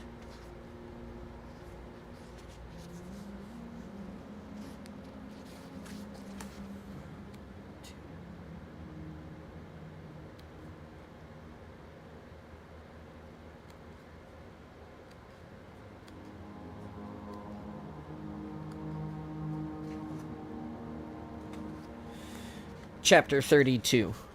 2040 hours, November 3, 2552 military calendar, slipstream space near Zeta Doratus system aboard UNSC Prowler Dusk. Enable stealth protocols, Commander Richard Lash ordered. Prepare for transition to normal space. Yes, sir, Lieutenant Commander. Julian Waters turned to the Dusk's bridge officers. External power sources offline, he said. Lock ablative baffles. Secure engine dampeners. Lieutenant Bethany Deruno at her nav station cross-checked the calculations for the slip space to normal transition. We're almost there, sir. 30 seconds. At the ops sensor station, Lieutenant Joe Yang said, rigged for dark and silent running, sir. 5 points confirmed. Lash personally rechecked everything on the display by the captain's chair, all shipshape. So why did he have a feeling everything was about to hit the fan? Answer in short tenure as commanding officer of the Dusk, imminent disaster, had been the norm. He expected no less this time. Go to normal space, he ordered. Start the clock. Waters set the chronometer and said, time on mission, 15 and counting. Lash glanced at his old-fashioned spring and gear wristwatch. A gift from his dad when he graduated from OSC. Keep it wound, son. He checked it. It was indeed wound tight. The bridge lights dimmed to red as the ship's power shunted to the Shaw Fujikawa Translite Drive particle accelerator, and it ripped a hole back into normal 3 dimensions of interstellar space. The trio of blackened view screens sparkled with stars. One point of light was unusually bright. The main screen centered on the Doratus. The main screen centered on the star, and astronomical parameters streamed alongside Zeta Doratus. Elliptical orbits traced of the 6 innermost planets. Positive fix on stellar references, Lieutenant Deruno said. We're slightly off target, sir, 3 million kilometers. Move us in, Lash ordered. 1/3 full ahead on intercept course for the 4th planet. Tell Lieutenant Commander Cho in engineering to start recharging the slipspace capacitors. Aye, aye, sir, she said. She bit her lower lip, and Commander Lash knew what this meant. She was nervous, too, sensing something amiss already on the mission. The Dusk skimmed through space, black on black, only to telltale flickerings in the background stars gave the slightest indication that anything was there. Waters glanced at the chronometer and whispered, Sir, 13 minutes ago. Barely time to close on the target while running dark, let alone gather a detailed analysis. Time was never on Commander Lash's side.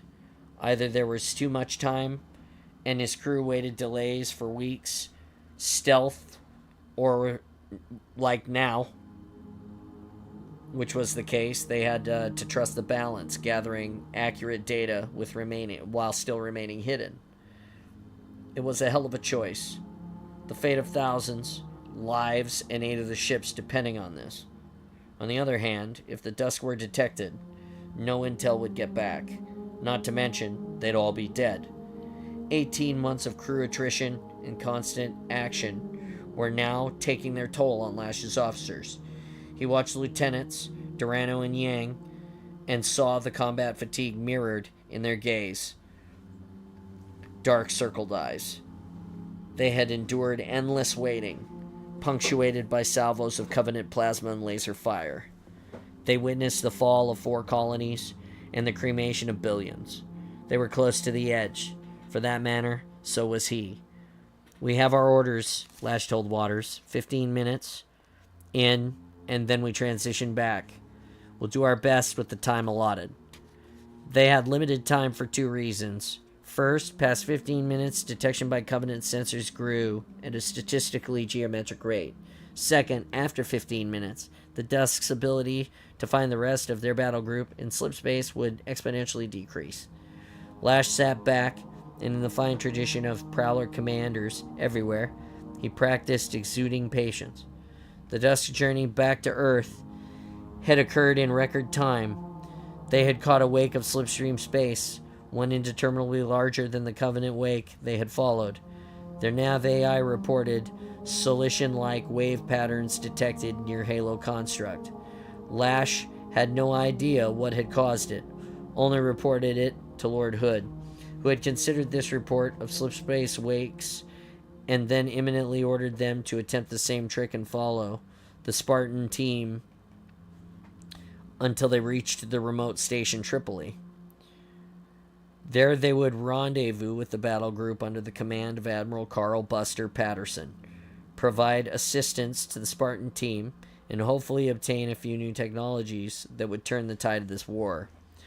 Lash had heard the rumors of the Spartans' audacious actions, boarding a Covenant ship, nuking its sister ship, destroying the Talo Negro del May's orbital stock in the process, the stuff of legends. He was more than happy to stay in the shadows. No vid broadcasts about his glorious death, thank you. The Dusk had had no chance at Earth to take on a full crew or even resupply. Instead, they transitioned immediately to slipstream space to catch the rapidly dissipating wake of the Spartan-captured Covenant ship. Maximum range for the XELF radar system, Lieutenant Yang announced. 8 minutes on the clock, sir. Start a high-resolution series, Lash told him. Planet, surface, to the Lagrange points. Coming online now, Yang said. He straightened, and 2 contacts in high planetary orbit. Covenant destroyers. Silhouettes flashed on Lash's display, confirming Yang's analysis. Heavy destroyers, Lash murmured. Enough concentrated firepower to take out dozens of UNSC prowlers. Waters asked, could one be the Spartan ship? We could send a narrowband encrypted ping, sir. Anything is possible with Spartans, Lash said. But it's not our job to communicate with them.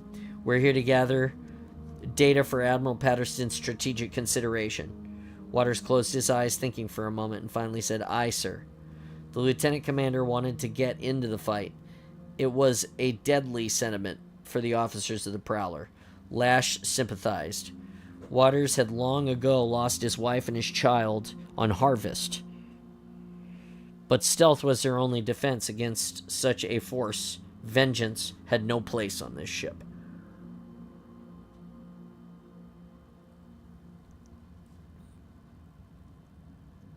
Debris in orbit, Yang said. Metallic structures. Unknown alloy composition on spectroscopic analysis. Recent combat, Waters asked. Aye, sir. Residual plasma detected. However, insufficient tonnage to account for even one Covenant destroyer. Come to course 020 by 325. Commander Lash ordered Lieutenant Durano. Cut engines and shunt the power to the recharging slip-space capacitors. She focused her laser-like attention on the nav controls. Coming about. New trajectory set. Our inertia will take us into a tight orbit.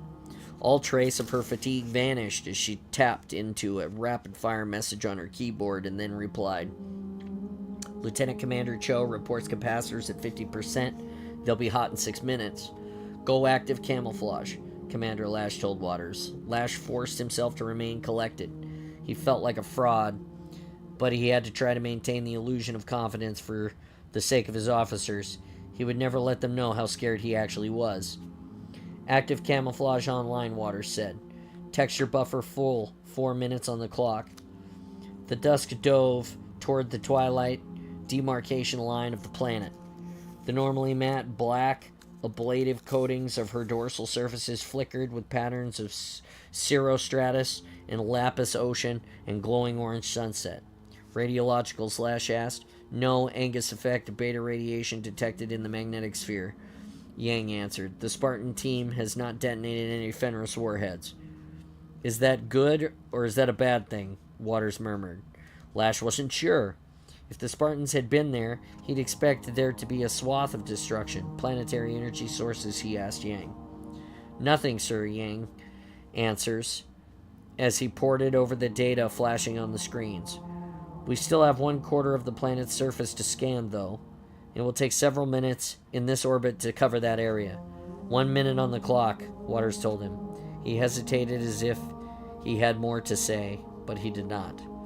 Lash knew what they wanted was a full orbit, more time and a close pass near the Covenant combat assets.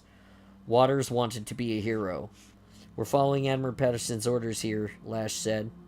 We've got 2 Covenant warships on the other side of this planet. No detectable sign of Spartans, no nukes triggered.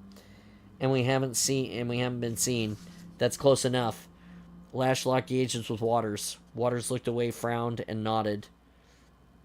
Rig for slip-space transition. Aye, aye, sir, Lieutenant Durano said, and she sighed, visibly relaxing at the decision to leave. Matrix calculation input ready for transition to slip-space in 17 seconds.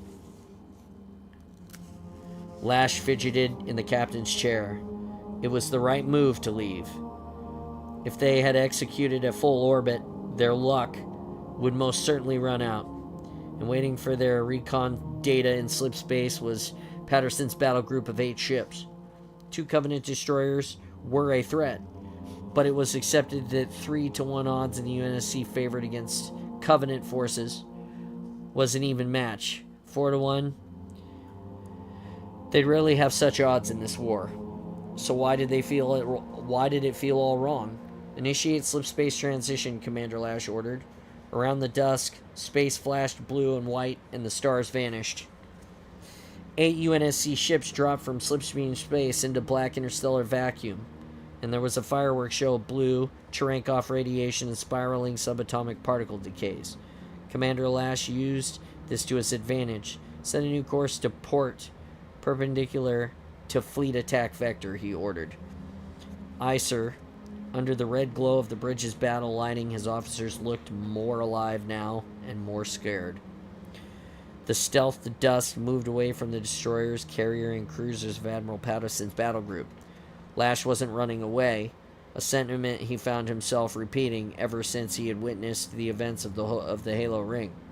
He had volunteered to the dusk to go back and scout this planet on a second recon mission, but the Admiral had told him there was no time. He was going to catch those Covenant bastards with their pants down and strike while they were near the planet's gravity well. With the odds in his favor, it was a sound tactic. Still, it bothered Lash that the Admiral committed so many lives without a complete picture. Move us into an elliptical orbit around the dark side of Onyx, Lash ordered. Set apogee to 50,000 kilometers ahead 1/3. New course set, sir. Lieutenant Durano turned to face him. Looking pained, she opened her mouth to speak, hesitated, and then quickly said, I beg your pardon, Commander. I thought we had orders to remain clear of combat. "We will," Lash said, "but we're going to finish the planetary scan." He moved to the nav station and set one hand on Bethany's shoulder. "Just take us in nice and easy." Her eyes locked forward on the screen. "Yes, sir." To Lieutenant Yang, he said, "Monitor the engine thermals and push us past 1/3 power, right up to the dark line limit." Yang swallowed and then replied, "Aye, Commander." Lash danced a fiery line. He wanted speed and invisibility. "Action on screen, Lieutenant Commander," Waters announced. On the central viewer, flashes appeared in the darkness. Admiral Patterson had launched his Alpha Strike. "Magnification 40, Lash ordered. The two Covenant destroyers snapped on center screen. Scattered Archer missiles detonated harmlessly on their sides. The ships turned out of the orbital augments to face their enemy, and in doing so closed in ranks. 3 white spheres popped from behind the vessels, expanded and developed, and now clustered enemy destroyers. Jets of supercharged ions funneled downward into the planet's magnetic sphere. "Perfect placement of the nukes," Yang murmured, glancing between the view screen and his instruments. "Maximum destruction and radiation trapped by the planet so the fleet can move in and finish them off." Waters rubbed his hands together in unconscious anticipation. The fireballs cooled to red and single sleek silhouettes emerged. One of the Covenant destroyers had survived.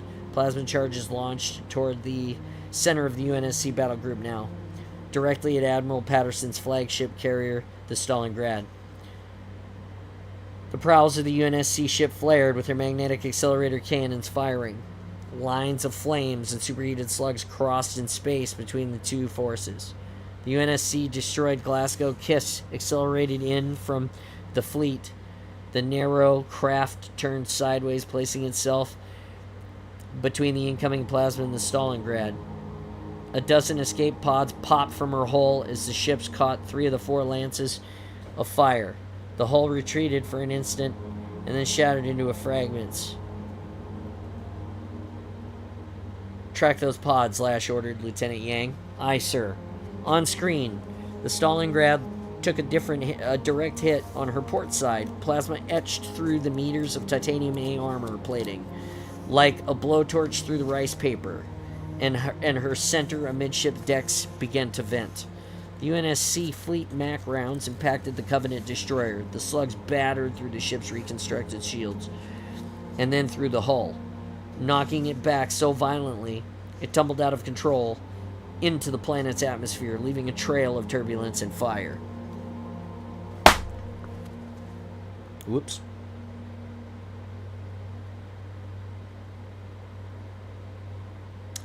Its engines flared and accelerated into an enemy low orbit, away from the fleet. "Cowards," Waters muttered. "I wonder," Lash replied. "We've survived the 5 UNSC Covenant engagements." He stared into deep space, remembering the carnage, and that the UNSC had only won one of those battles. The Covenant do not simply run away, Lieutenant. They might disengage and regroup, but when outgunned and outnumbered, they go down swinging. There was only one conceivable reason this lone Covenant destroyer would turn tail. Lash told Lieutenant Durano. "We're going bright. Increase speed to flank. Hold your course." "Sir?" She leaned over the controls. "Aye, sir." Lash keyed shipcom to engineering. "Lieutenant Commander Cho, drain the slipspace capacitors and route the power to the engines. I want flank speed."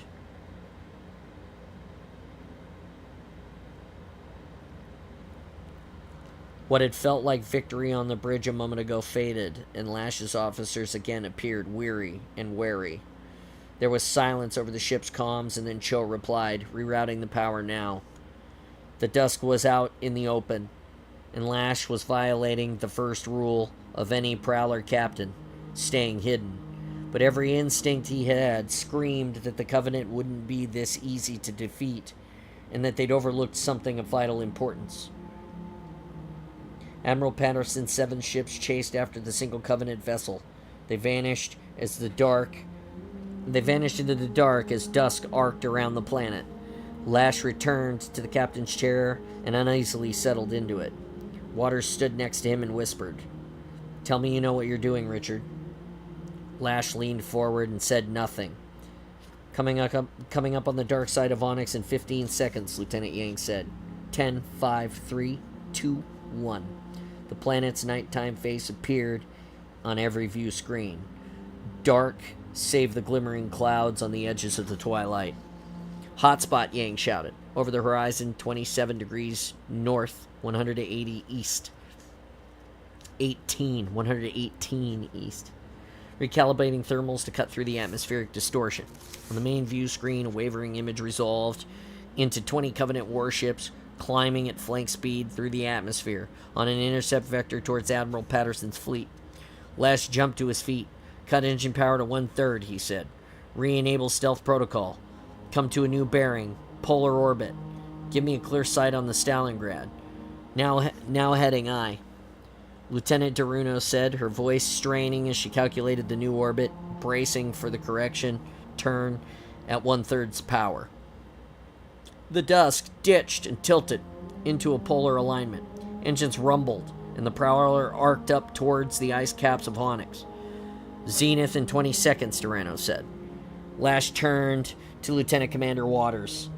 "Action report." Waters' gaze was already locked onto the display. "Nothing. The Covenant fleet is ignoring us." Lash should have been relieved. They could have destroyed the Dusk with just a few laser shots. Going dark was the right thing to do, but despite his years of training in evading the enemy, Lash wished the Covenant had turned.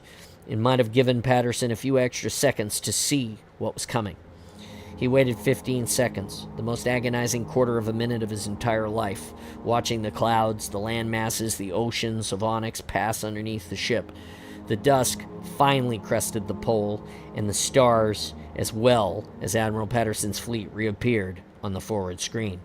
Only 100 kilometers apart, the UNSC vessels fired all magnetic accelerator cannons and launched a volley of Archer missiles at the Covenant ships racing towards them. The meteoric rounds blazed through the atmosphere, leaving smoking scars. Lasers flashed from the Covenant ships, destroying incoming missiles, but they couldn't stop the point-blank fired Mac slugs.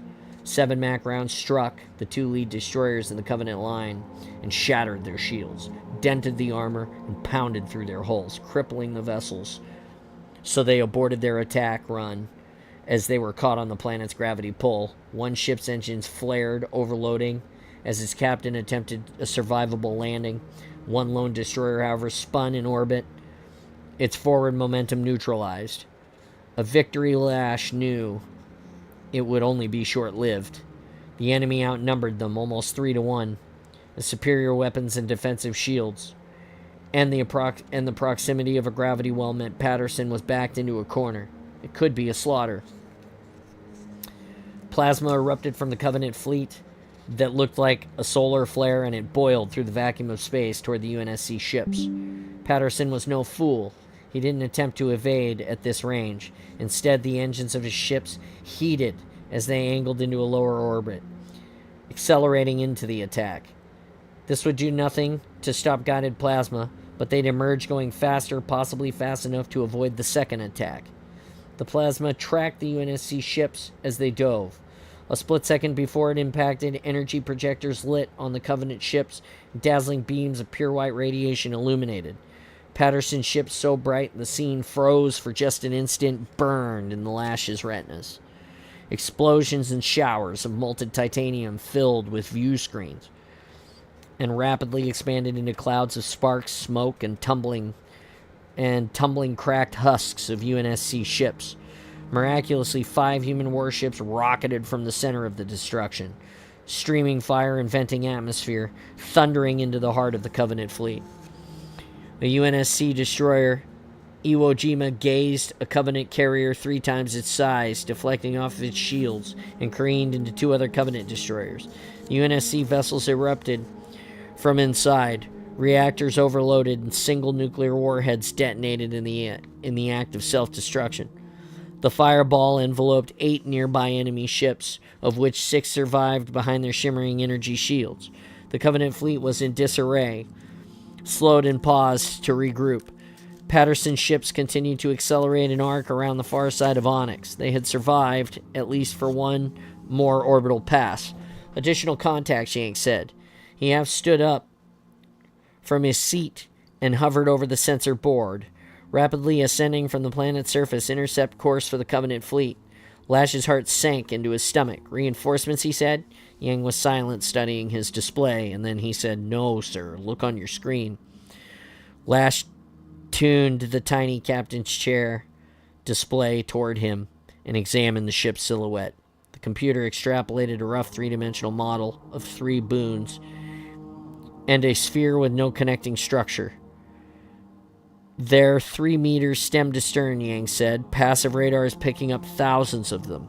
The main view screen snapped to a medium orbital vantage, and Lash watched as a cloud of tiny craft coalesced into 3 octahedral shapes. The Covenant ships turned towards the new threat, abandoning the pursuit of Admiral Patterson's battle group. Lateral lines heated and plasma barrages arced towards the approaching alien formations. Fire rained upon the leading 8-sided construction. An energy shield coalesced that looked like gold, dappled water. The plasma hesitated there as if caught in a magnetic field. It heated to yellow, white-hot, and then tinged blue and ultraviolet. The plasma melted through the shield and then passed harmlessly inside the formation. "Plasma capture?" Walters whispered in awe. "That's a hell of a trick." The spheres within the alien formation now glowed, and from each scintillating beam shot out through the sphere toward the Covenant ships comprising the leading edge of the fleet. 100 energy beams penetrated the Covenant shields and sliced through the hulls. The superheated plasma inside the alien formation then steamed along the beams, coiling and writhing snake-like, and painted the damaged Covenant ships' vaporizing hulls, melting decks and superstructures like they were plastic. 3 Covenant destroyers detonated under the combined fire. The plasma dissipated through the uppermost atmosphere, filling the near vacuum with a fading purple haze. The surviving Covenant ships struggled to accelerate out of the gravity well. The other alien ships, however, were faster and gained on them. 2 Covenant vessels spun about and fired their energy projectors and lasers at the alien formation. The octahedral shields crackled with static and dissipated, and the tiny aircraft within the formation bloomed into fireballs. The remaining 2 alien formations fired up the Covenant rear guard. Energy beams cut their shields and blasted them to atoms. The Covenant ploy, however, had worked. The balance of their fleet had escaped the gravity of Onyx and outdistanced their pursuers. Lash's mind reeled. Who are these new aliens? Or was this a weapon captured and controlled by the Spartans sent ahead of them? The Covenant's tactics also confused Lash. They hadn't used a slip-space jump. Something was certain they would have done to escape rather than to sacrifice 2 ships. Suddenly, everything in this war had changed. Commander Lash wasn't sure if it was for the better or for the worse. "Break orbit dead slow," he whispered. "Move us to Lagrange 3. Lieutenant Yang continuously checked on our stealth profile. Durano, keep on a positive radar and watch for escape pods." "What the hell are they?" Walters asked, staring at the view screen. The octahedral formations drifted apart, and the drones spread out in the upper atmosphere. Lash shook his head. "Transmission on the UNSC E-band, sir," Yang said, straining to listen into his earbud. "From the planet's surface, someone is broadcasting in the open. To the UNSC forces in orbit over the planet designated XF-063. This is an artificial intelligence endless summer. MIL AI ID 4279. If you want to survive the next 3 minutes, answer this hail." Lash and Waters exchanged startled looks. "Message repeats, sir." Encoded scheme in the carrier wave indicates a reply via encryption protocol Jericho. Lash was uncertain what to do. Patterson's fleet was on the wrong side of the planet to receive the message. Covenant and alien forces of unknown disposition were too close for comfort, and for the moment, as long as the dusk was silent, they were safe. "Drop a Black Widow comm satellite," Lash ordered, "and then move us off 30,000 meters and reroute a single beam. Send this to all mill ID, to AI mill ID 4279. This is Commander Richard Lash, the UNSC Prowler. Dusk, we're listening. Okay, that's page 301. We're on section 7 next time, which is called Reclaimers, which is the last section of the book. We got 82 pages left to go. We might finish this next time. We might not. Like I said, some days the reading goes really well. Then other days, definitely less good. Today I thought it went pretty good. Give me 1 second here. I'm going to put my book down. I'm going to reboot my coffee.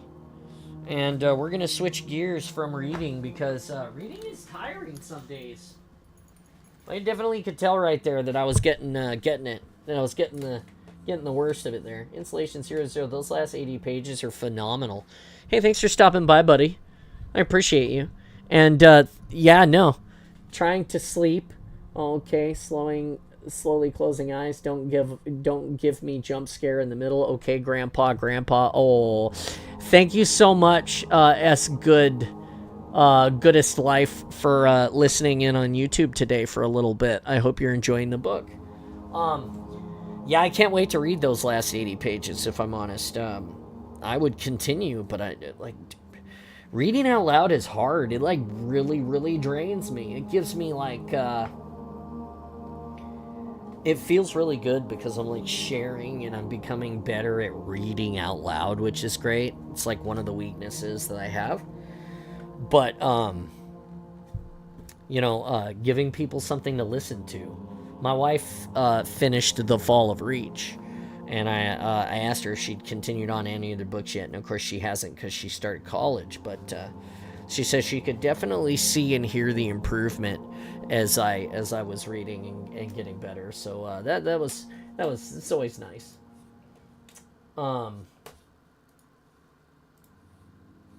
Narrating all my scripts is taxing. Yeah, I can't imagine. I mean, you write them and then you read them.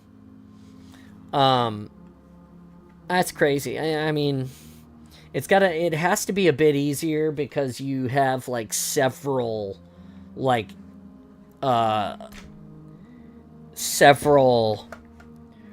introductions to your own words. Because that sounds wrong, but I know what I'm trying to say. It's my words, so it's a little easier. Yeah, that's what I'm saying. The hardest part for me is a lot of people don't know, but I've never read these books. This is the first time that I am seeing these words in front of you. And so it's hard to maintain a pace. I feel like sometimes when the intensity picks up, my speed picks up a little bit. But then there's times where the language will become cumbersome and clunky because of the writing style, and I just get tripped up. And so trying to keep that good gait for everyone is and clarity is important too. So we're working on those things. Trying really hard to to be to make good content for you to come back and listen to over and over and over again because you love the books. Okay, give me a second. I'm gonna put my headset down, and like I said, we're gonna switch gears. I'm just gonna stand up and stretch, and I'm gonna get. It's a tough balancing act. Yeah, that's fair. I'm gonna let you guys look at the changes in the Spartan space. I've been cleaning and rearranging and making things better. All for HCS, and so I have more space.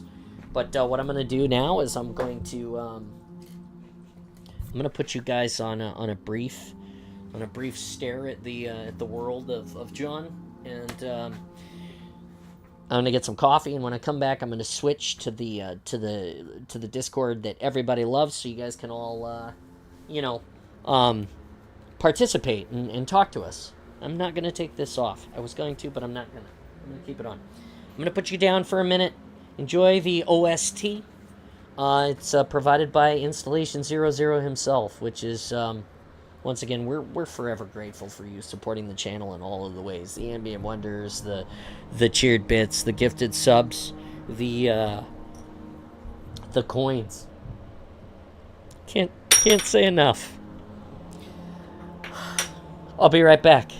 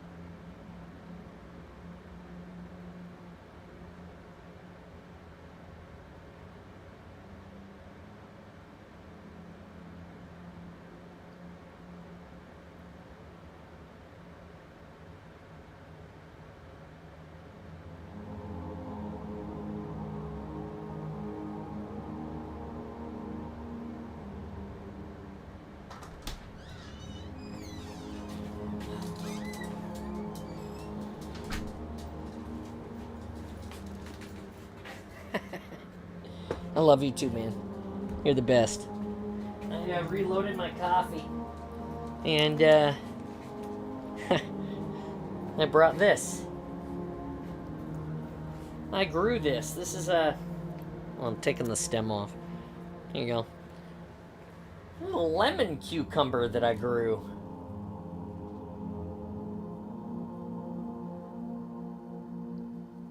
Looks like that. I grew this in my garden.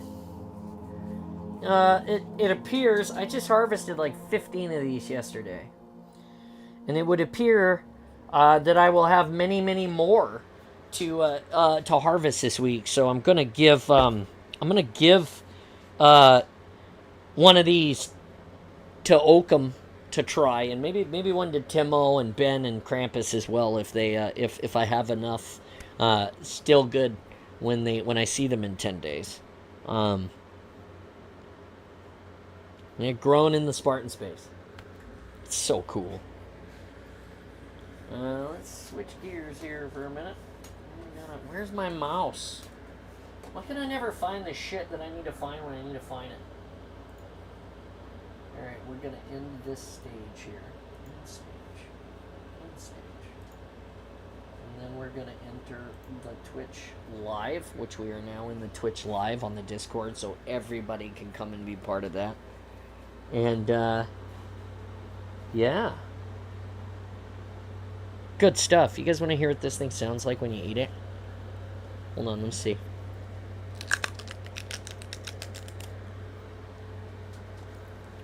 Oh, I dropped it. God damn it. Roger. Here you go, buddy. It just so happens a tiny dog followed me in here. So it's a cucumber. Like a pickle. Except it's yellow. And it's got seeds in it. The seeds are sweet. Mm-hmm.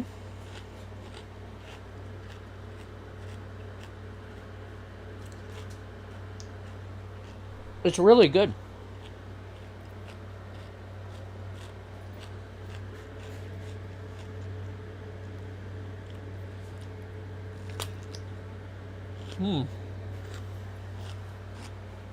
Mm-hmm.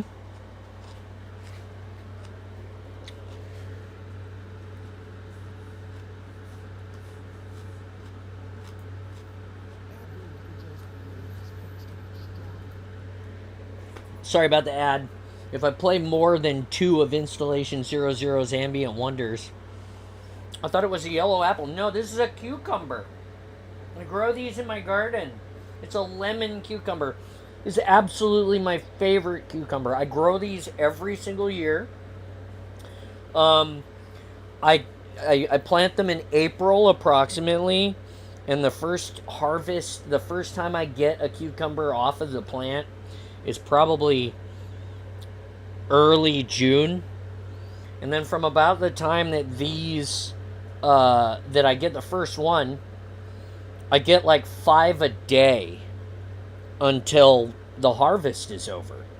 And I went out in the rain yesterday and harvested a shit ton of these, like 15 of these. And there's still probably like 15 or 20 more that are still growing. But yeah, no, it's a cucumber. It's like I said, the why are you not putting the right? God darn it! I told the cloud bot to post the correct Discord, but it's not, so I will do it. There it is. There's the correct Discord. We're in all of the growth. We haven't got to the point yet where we're easily maintaining all of the boosts. I boost, Installation 00 boosts. We've got some really great people in the community that help us out to keep our Discord big and lively and all of those things. But every once in a while, one of those boosts, one of those supporter boosts fall off, and then our permanent Discord link goes away, which sort of sucks, but there you go. I gave you the updated one. It's okay. Anyway, yeah, lemon cucumber. You know, if you want me to, I don't know what the law is on this. We'd have to look it up. But if you want, you could totally get a hold of me, and I could send you some seeds, and you could grow them yourself. This is the best damn cucumber on the planet, I swear to God.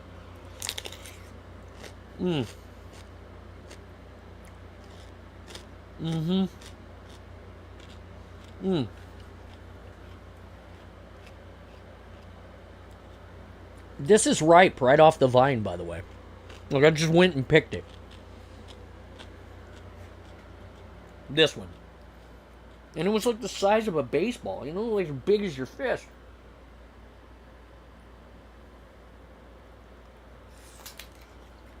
But yeah. Let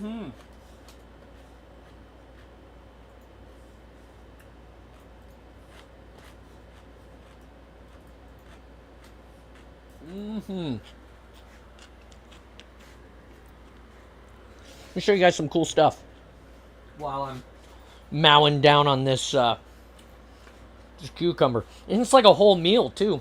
The thing is great. It's probably the best ever. I mean, I don't know.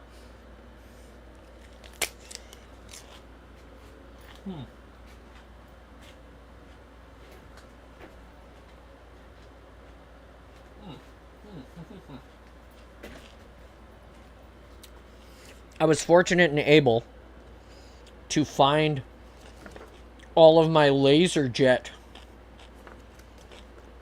decals that I had printed for the Master Chief. Makes me the big happy because it's things like Don't Step, Pinch Point, those UNSC decals. I needed one for the back of my new helmet, and it should have one big enough on that decal sheet to put it on there.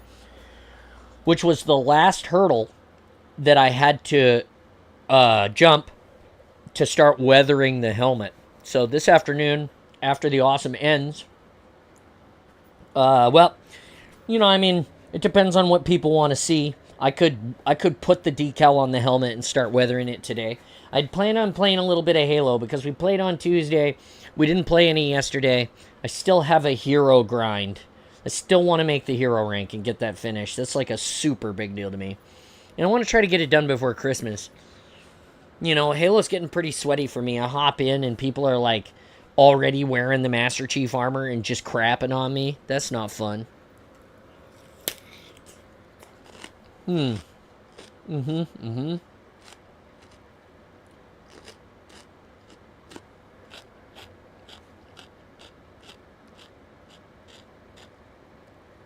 This is an outstanding breakfast. Cucumbers and coffee.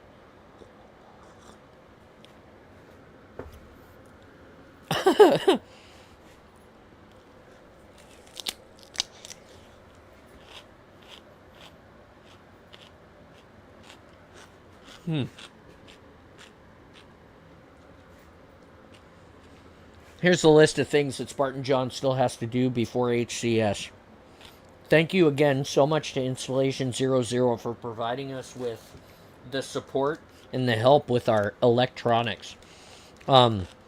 We had here in the Spartan space, we had a whole year to plan out and design and conceptualize the upgrades for the Infinite Chief for HCS this year. Unfortunately, because of all of the reasons that, this year has been so hard for so many people. And I want to say to every person, like, find your friends and be strong. Like, your friends can help you be strong. Like togetherness is important. That's why I built this community, was so that I could talk to you guys and have a support network of people who were like me. Or maybe you're not like me. Maybe you want to be like me. Or maybe you're just a person that stopped by and, you needed to hear some really good, like, awesome, positive, like, jokes, vibes, like, have a good time. Maybe you wanted to educate yourself by listening to some books you've never heard before.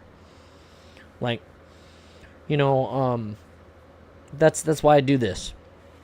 I don't like to be alone. It feels terrible. You guys help me not be alone. That's just what it's for. For you too.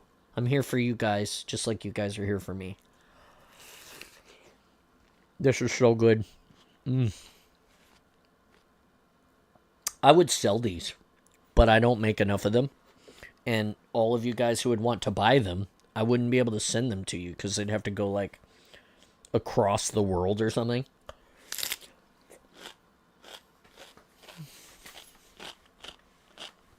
I don't know.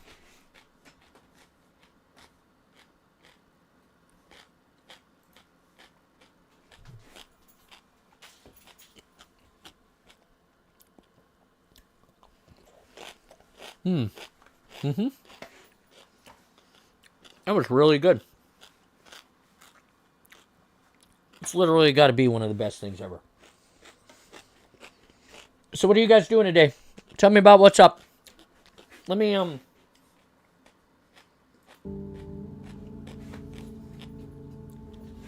hear about it. Tell me what you got going on. Come and join the Discord. Tell me what you'd like to see today. Like I said, we're working on some crafting. We're working on getting some things to save space. Yesterday in the space, we were talking about how we were going to hide the LEDs so that they don't shine through the armor. We haven't had a chance to put the armor on and test it all together yet, so we're gonna do that after the helmet is fixed. Excuse me. 00. I have some interesting conundrum for you to view. I'm going to show you what it is. So, remember we took this FUD visor and we put it in the helmet yesterday, and we looked at that together. On the next iteration of the visor, there should be a lip that's inset just from here, just a little step and a lip that comes up that's trimmable, perhaps, to make this visor, because this size is perfect for the space, but it's too small to adhere in the helmet like we want to. It basically will friction fit into the space, and that's about it. So we got this polarizing sticky insert that goes on your helmet, and this is going to get a bit of gold tint, and then it's going to go inside of the visor, tinted. It's going to bend like this, and the idea is that it is going to hold the tint into the visor so that we see the actual gold color, and then this is photosensitive, so it will refract more and more light the brighter it is, so it will protect my face from being seen, which is really cool. The issue that I'm running into that we did not think about is that the profile of the cover is smaller in places and in length around the side than the visor itself. And our plan was to utilize this visor in this configuration to assist in holding the 3D printed part into the helmet. So as you can see, it is shorter on the side by a significant amount, and it is shorter at the nose because of the bridge. It is taller up here and taller in the cheeks down here at the bottom, below the visor. But that is upon fitment yesterday, an experimentation after the stream was over. This was something I ran into. We can talk about it off of the stream or on the stream if you're willing or interested in joining us today. But that is the tiny hiccup that we experienced, or that I experienced yesterday in the process of working. Now, we did pull a vacuum form of our visor at some point, and we cut it down and tested it for fitment. This is 100%, which is definitely too small because our helmet is at 103%. Our new visor that we've got, a buddy of mine was going to pull, is at 105%, which will give us plenty of this extra ridge on the top to cut off. So there is a possibility that I may have him pull a vacuum form, or I may just go get some of this from him, and then we can lay it behind the visor and tint it instead on the inner surface once you remove the spark. Yeah, no, I understand what you're saying. I was just concerned about the distance inside the helmet to actually glue and hold it in and not let it fall out. So a little bit of a growing pain, learning experience. Anybody who decides to go to PCBWay and have a cosplay helmet visor 3D printed, this information is really good information for you. When Installation 00 had his helmet visor printed, I believe did you have one whole visor, or is it like two lenses? I can't remember if the Morrigan has space across the bridge, but I also know that it's a very small confined visor, almost like sunglasses, so that could be part of it as well. Yeah, I'm not worried about the flex of the visor at all. I'm just literally worried about the space, and then how we adhere the visor to the how we layer the visor and then install it into the helmet. And I'll take some pictures and stuff and post that in the Halo cosplay for everybody to see. It's no big deal. We can work on that. My other biggest hurdle right now, and I'm waiting to see if Pip Ninja Armory can spend a couple hours with me. I've pinstriped the helmet, one whole visor, but the visor model came with excess for attachment purposes. That didn't occur to me when I sent your Yeah, there you go. Something to think about. We need to maybe make some bigger tabs. People who are sending away their files to have them.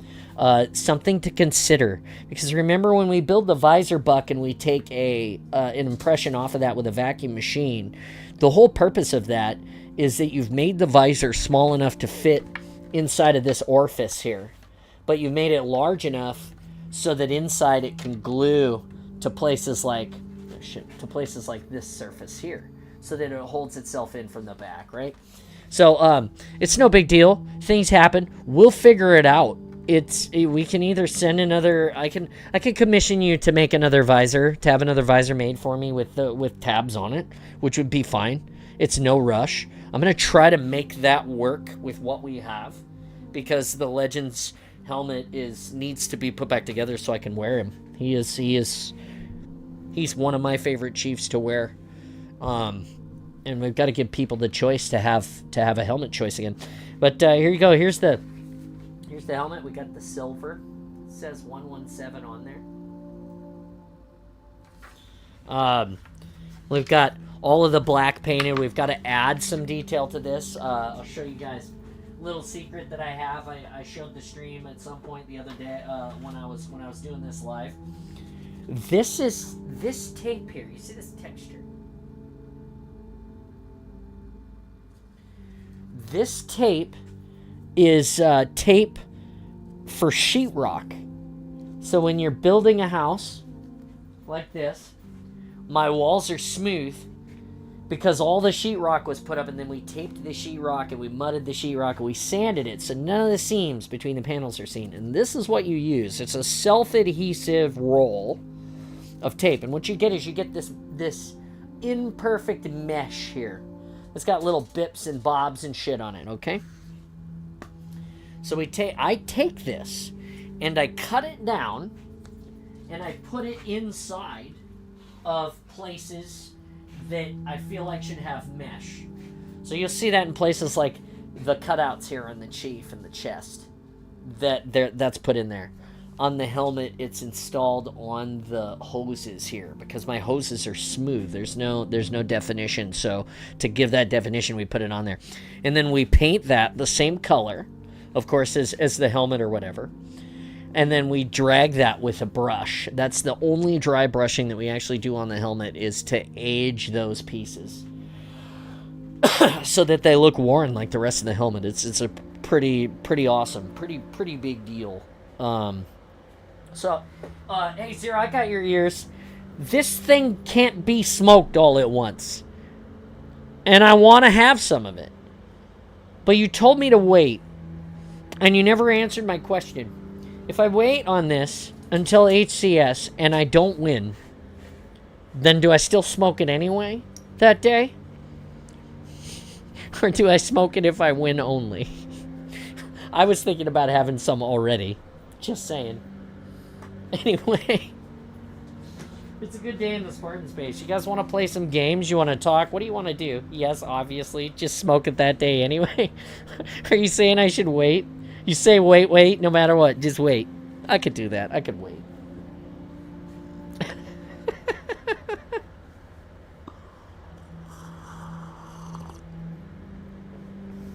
Son of a bitch. I just spilled coffee on my shirt. No. It's alright. It's alright. It didn't get on my jacket. It's possible to it's possible to smoke it all at once. It just takes a while. I don't think it's possible to smoke it all at once. When you sent me the other one, I smoked about this much of it over about 30 minutes while I was sitting here with the boys in the Discord. And it just, I'm not a daily smoker, and I don't smoke tobacco. So for me, it sent me on a trip to like someplace awesome with all of the stuff that's put into it to make it awesome. So I just figured I'd give you a hard time about it. I love the what you sent it in. Last time you sent it in a really. So it's funny, every time you send me something, you improve your shipping method. So the first time you sent it in like this plastic collapsible tube sleeve that was super cool. I've got that somewhere. I use it for like stuff because it was cool. This is now I got this metal one, and I thought you had like a knurled one that you showed on one of your reels that like I thought screwed together and pulled apart, which I thought that was really cool as well. But yeah.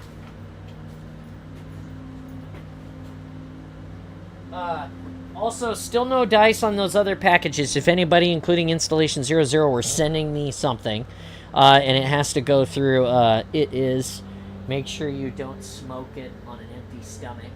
Don't rush it. Yeah, right, exactly. The knurled one is even... You're saying the knurled cigar is bigger than this one that I got here? That one was bigger? I believe it. That's believable.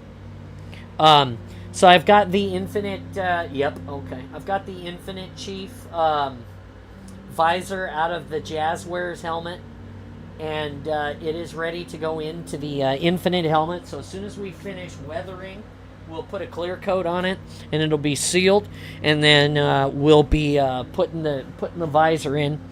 My plan right now is to have Like I said, I'm trying to get Pip Ninja to come over and help me.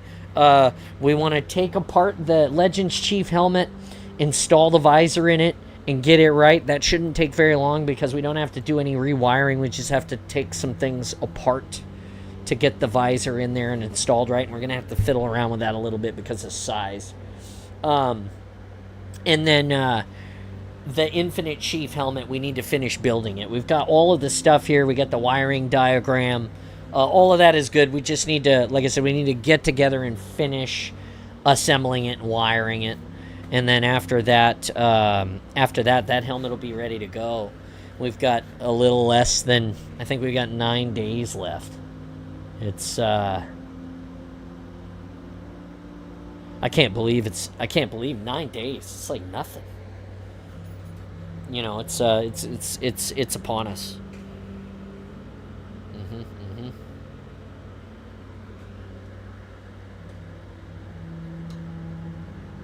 Are you guys ready? You guys all ready for HCS? You ready to see the Pineapple Chief do some cool shit? I am.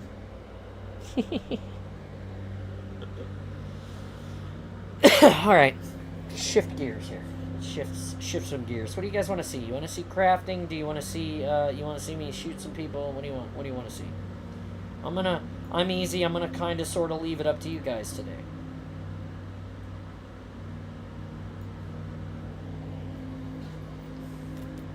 I've got plenty of time to do all of the things.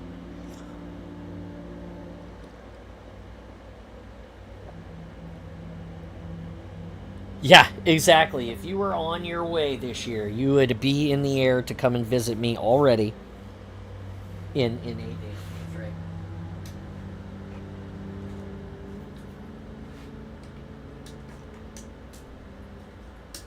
Oh, I'm unplugged. That's unfortunate. I've realized that I have a solution for my shirt that I got poured coffee on a second ago. I just have to find the power plug for it, which I did. There it is. Oh, you guys are staring at my ceiling. I'm sorry. Let me bring you down here where I belong, where we belong, all together. All right, let's get light. Work, sure, why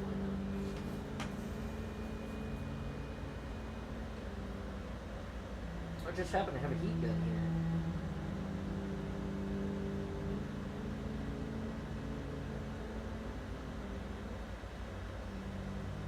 here. And it's going to help me dry out my shirt so it's not wet, because I don't like my shirt being moist when I'm wearing it. Moist. Isn't that a great word?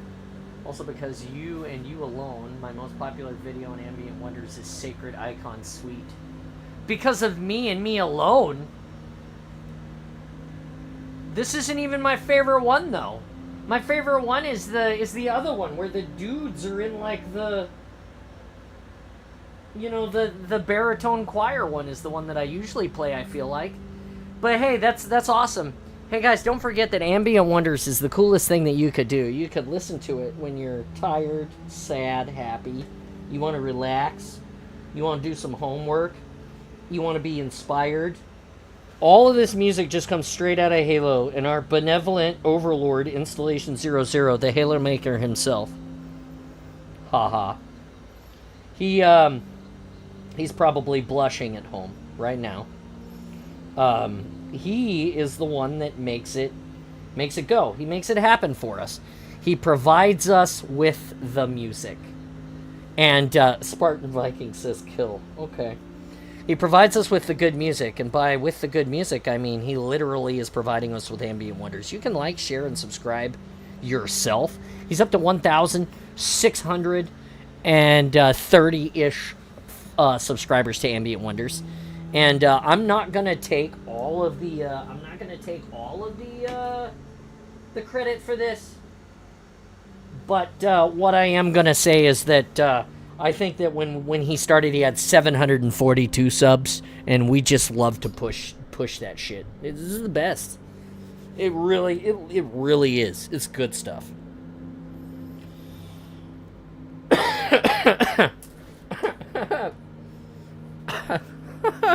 Because of you.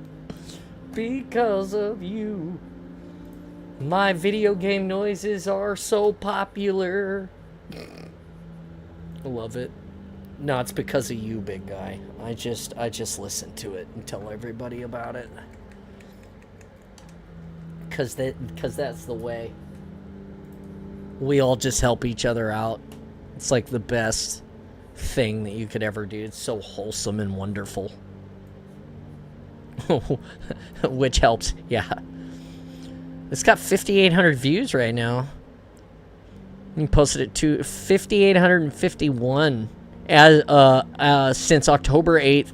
You posted this October 8th of 21. You realize you posted that on my birthday. That's probably why.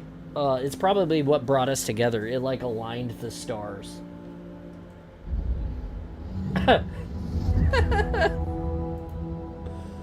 Big win. Yeah, exactly. We'll have to try to video conference you we're gonna do a birthday thing for me on the Tuesday after Worlds. I'm gonna go to Seattle and meet up with all of them before they all go back to their respective birthplaces. And we're gonna try not to cry this year. We're gonna try not to have a cry. It will probably happen, but we're gonna try not to. And the shittiest part about that is that I won't have a helmet to hide inside if I do start crying, because I'll be seeing them on Tuesday outside of my armor. It'll be okay. Tears are okay.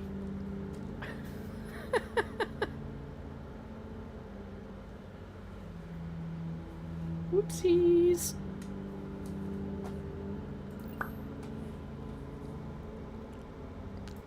Goodbye, Ambient Wonders. We love you.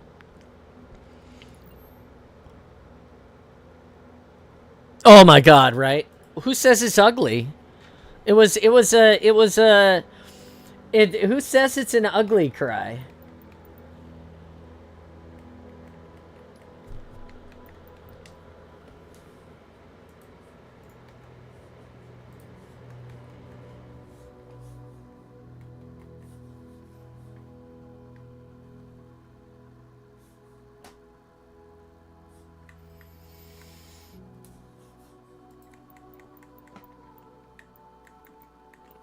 Nothing good in the store.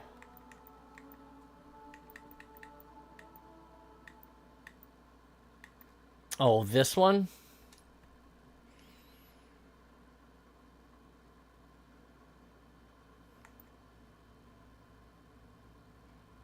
Mm-hmm. Mm-hmm.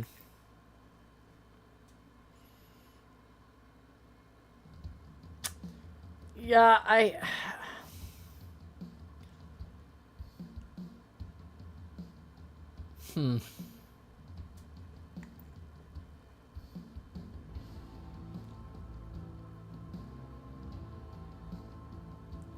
don't know.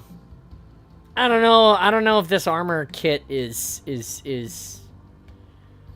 I don't know. It's not my opinion of the competitive tools. Nah. Nah, it's just, I don't know. Like, they're really missing the mark on a lot of armor, in my opinion.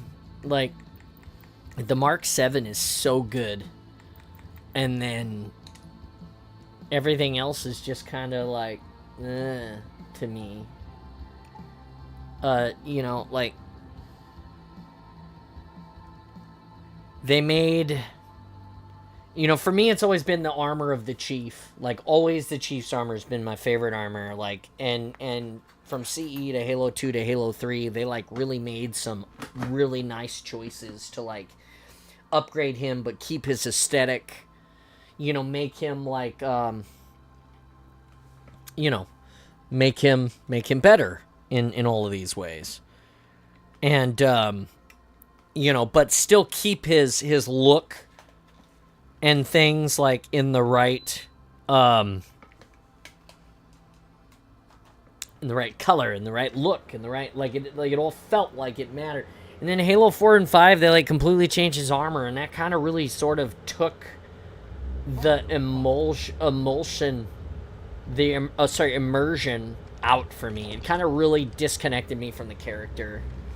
And then they made some other choices, like, you know, when they augmented him so that he would be immune to the composer. Like, there's a fair amount of really good story and stuff there, but it seemed like they made him like unlimitedly taller. You know, there's this scene where he's walking by Palmer, and he is like an absolute unit, and she's a Spartan as well, and Master Chief is not that tall. And so I kind of had an issue with that. And then of course the armor again, like, I understand the need to make the armor more realistic for like the possibility that you're like going to make it like, well, this is more reasonably used by a human because it fits the human body shape a little bit better. You know, I wear two versions of the armor separately, not at the same time clearly, because that would be impossible.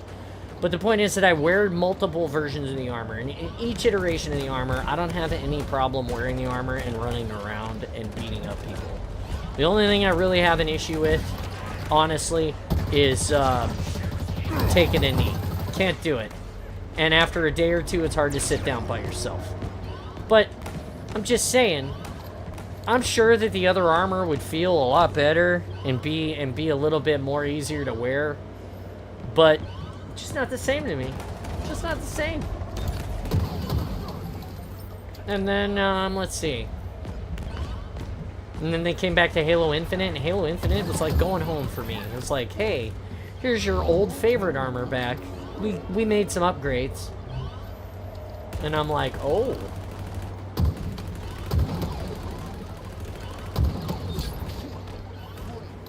Yeah, anyway.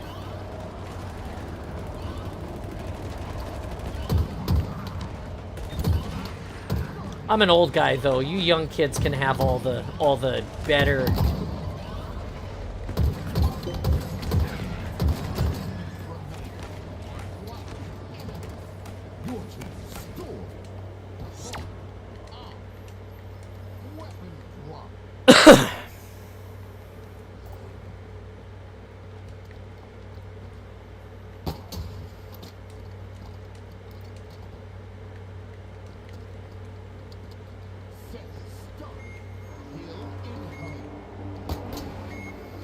Marines! Ooh. Grav hammer. Boing. Chow.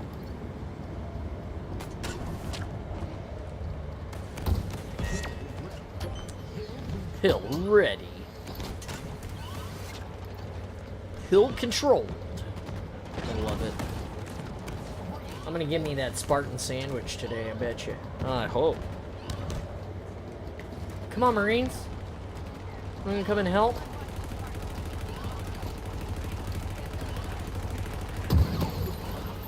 Here, I helped you. Killed one dude.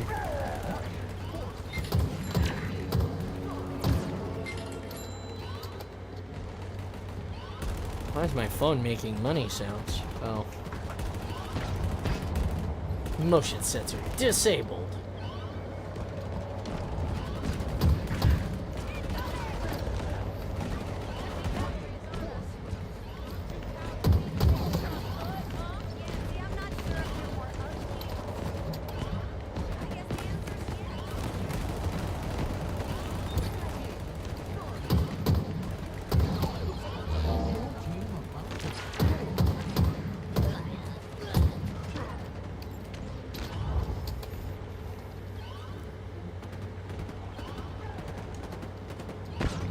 What are you working on today, Zero?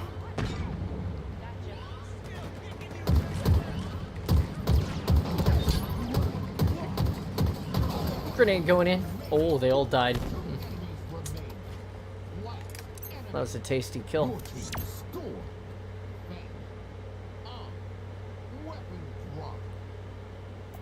Still uploading videos. Okay. Did you say 40K scripts? So you're gonna start, toilet. You're gonna start doing, Warhammer lore? That's gonna be nifty.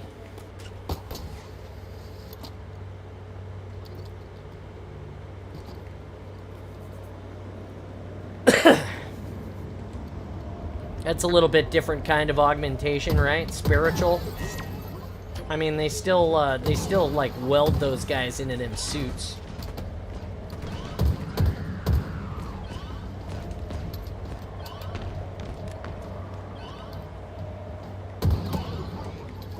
I'm gonna start with the Space Marine armor and augments in 2 different videos and see how they hold. Yeah, that's gonna be interesting. The armor is like, they literally bolt those guys. They're like welded into the armor. Like, once they're in the armor, I don't think they can ever come out. Yeah, if it does well, you can do. I think Warhammer, dude, the cinematography, the fact that there's a tabletop, there's books, there's, you know, there's games. I feel like that's a pretty nice start. Did you ever start delving into the Fallout? Did you ever get around to that, or are you still waiting for some downtime to start watching it and be? I know you were really looking forward to the possibility of getting acquainted with Fallout through the means that a lot of people came to Halo. You know, not through the game first, but through a TV show or a movie or some sort of media.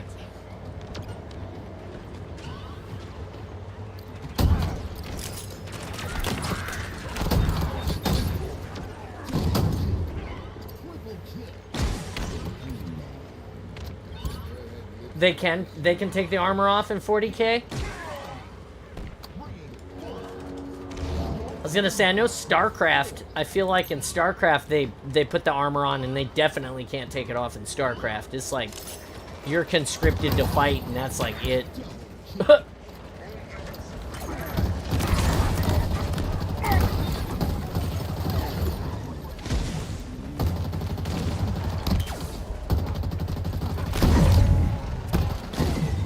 What I do love about Halo, one thing that they did do well was they paid attention to equipment damage.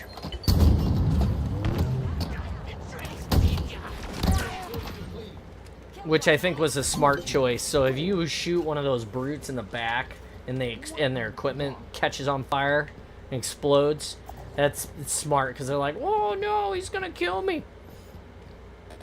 Hard light. No, not this. Ooh, shiny piece of candy.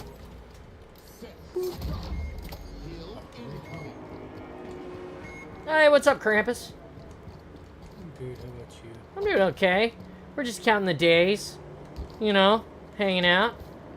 Did you enjoy the reading earlier, or are you just stopping by now? I think about playing if that's fun with you. Yeah, you can play with us. That's cool. It's me alone at the moment. Oh, goodbye. Oh, Scooby snacks went missing when the dropship exploded. Feels bad, man.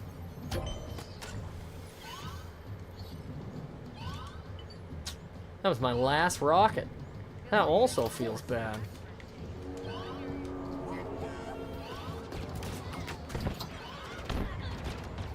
I am excited. Yeah, like 9 days, man. And I'm excited for you. I'm excited for me. 6 days.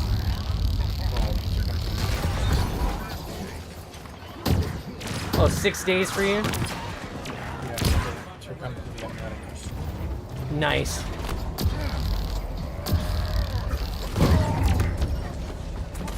Give me that. I can't believe the Marines are still alive.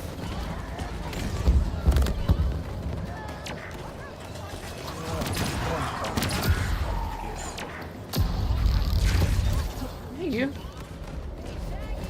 The Spartan wife has arrived with coffee and goodies. Thank you. Oh, thank you. We did some reading, and now we're just sitting here playing some games for a little bit. You see, I cleaned up some, making more space for the weekend. Yes, ma'am. Oh, Martin says hi. 00 says hi. He's tuned in and watching today. Always for the reading. Queen of the Sandwich, he's called you. That's so awesome. She is too. best sandwich maker ever. Would you like to sit? I could get you a chair. You could stay, or you could go do whatever you gotta do. What are you up to?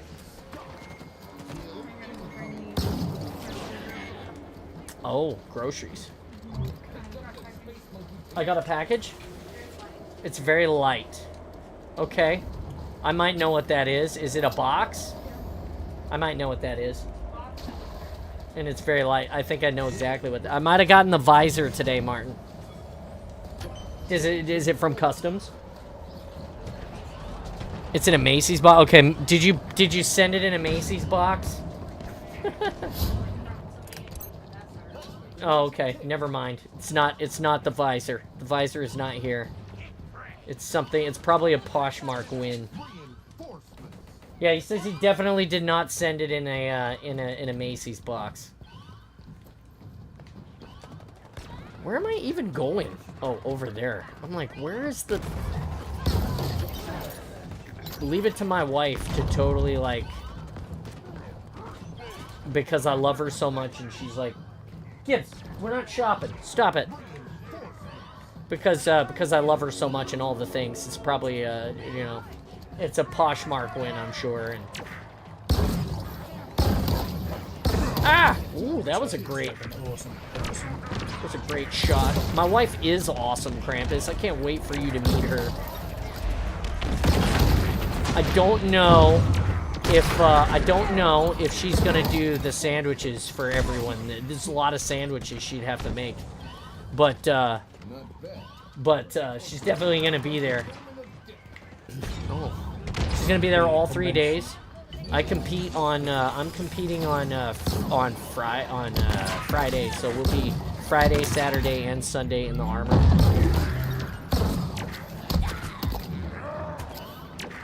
So. Oh Jesus! Oh, I'm dead. She brought me a bagel with cream cheese on it. I am not afraid to die. And a coffee from Starbucks.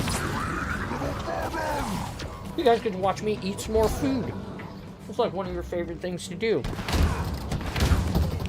Why do I know that? Because it's one of my favorite things to do is to eat in front of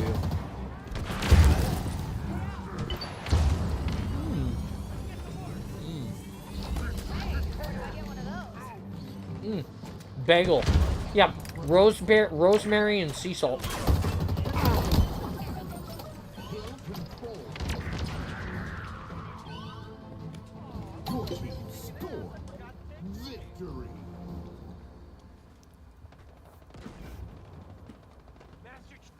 Love it. Love it.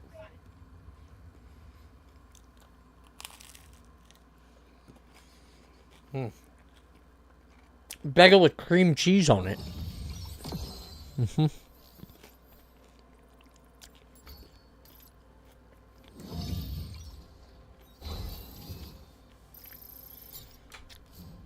What sounds bad out of context? You should start an OnlyFans, but it's you eating in silence. Ugh.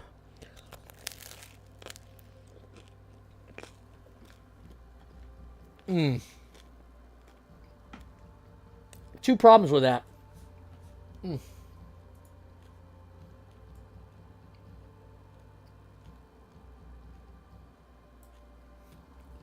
The first one is that Spartan John doesn't know how to be silent for very long.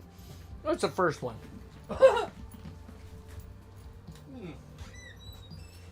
The second one is that I don't think that I could eat for 4 hours straight. I don't think I could do it. I don't think I could sit here and just eat for you. That sounds like a terrible idea. You know what you could start? What? An OnlyFans food channel where you cook and eat. Imagine cooking in the forests of Seattle.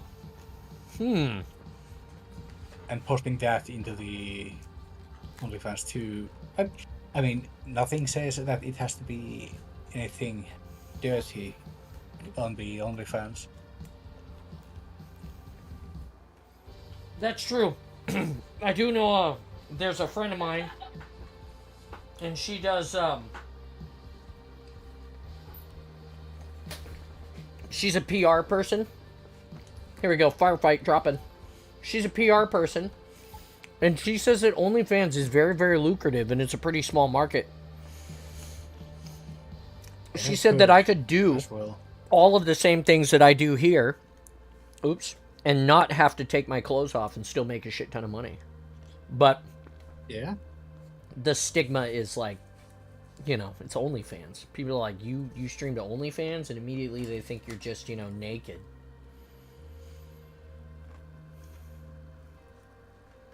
I mean, shit. People have... If you guys paid me to keep my clothes on, that'd be okay.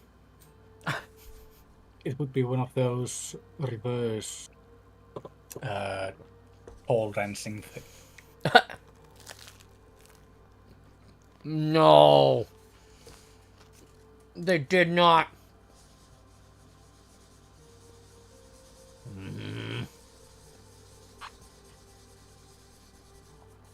I think they messed up my latte. Who did? They didn't use breve, they used milk. Bastards. They didn't use half and half, they used milk. I'm an ice cream drinker. That's what my wife says.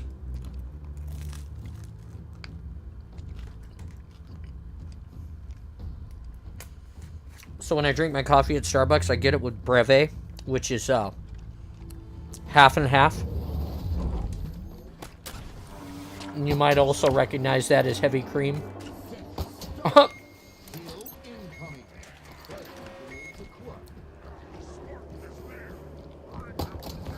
Bet you thought you were getting that from me.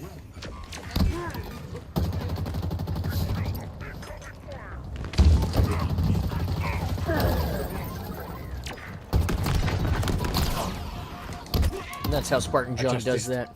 Go ahead. I just destroyed the dropship. Oh, nice.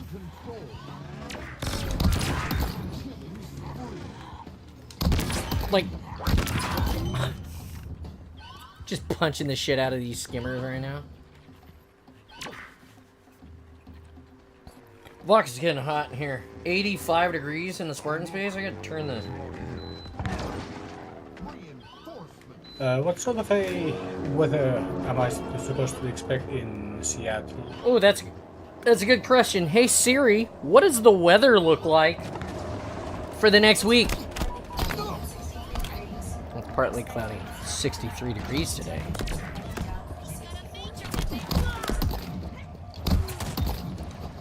Well, I will have to look it up on the app here to tell you what the next 10 days look like.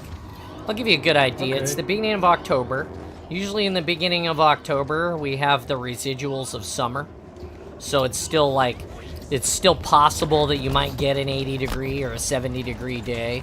But for the most part, you're going to want to bring something with a collar that you can turn up because it's going to get cold in the evenings especially. You know, we've been waking up in probably 40 degree mornings, Fahrenheit of course. And that's what you're going to get here when you listen to the radio. Or if you watch the TV, they're going to tell you all of your temperatures in fucking hot, which is, you know, Fahrenheit. Yeah. And, but I'll give it to you in a minute. Oh, have some of them yeah, apples. There's no rush.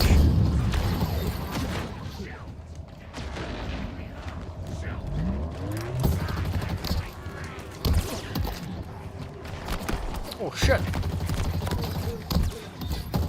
Oh, I know what's going on. I know what's wrong. I figured it out. I'm like off today. I figured it out. I'm off by like just a hair. It's because I got the wrong sticks on my controller. I fixed it. What do you mean wrong sticks? I'll show you after the match. I just changed them. I just remembered and I was like, oh fuck, so I had to change them.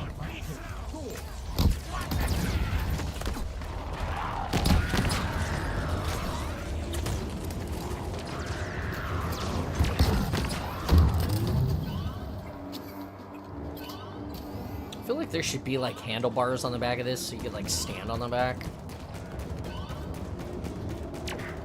Yeah, that would be kind of cool. Hey, hey. No. It's big bad. Bip bap I. Big bad is gone. Oh, fuck you. I'm dead. Of course you are. You're all alone. I'm alone, Roger. So be careful.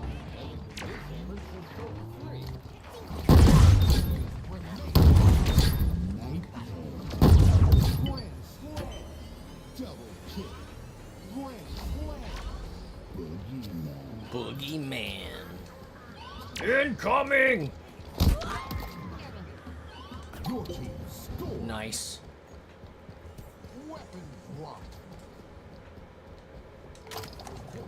And that's how we do that. My death-dealing darling.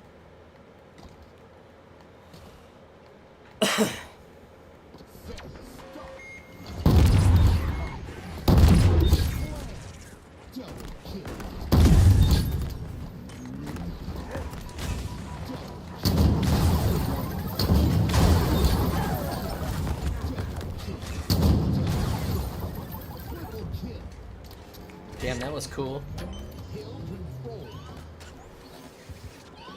Only have one more rocket left. That's cool, but then now I'm sad because I wasted all. Oh, I didn't waste them all, but.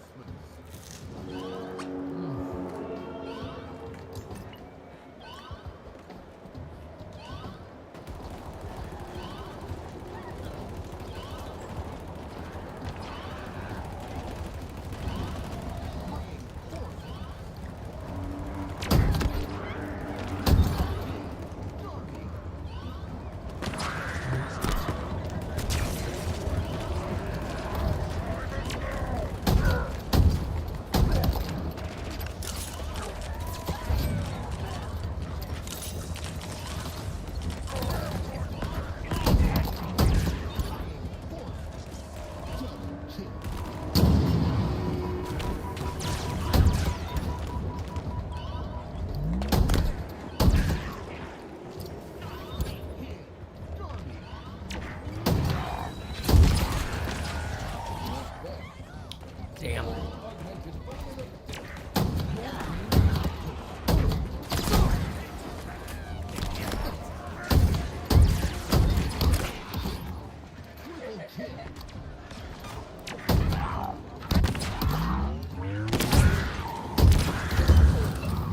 Damn.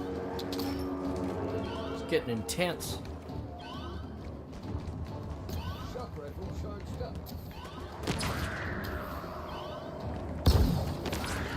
Oh, now you choose to.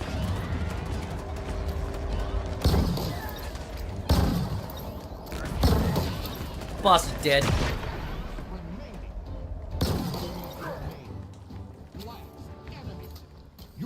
Nice job, Krampus. Thank you.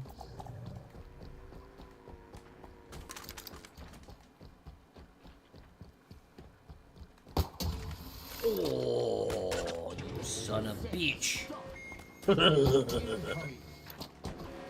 You better not hoard that shit.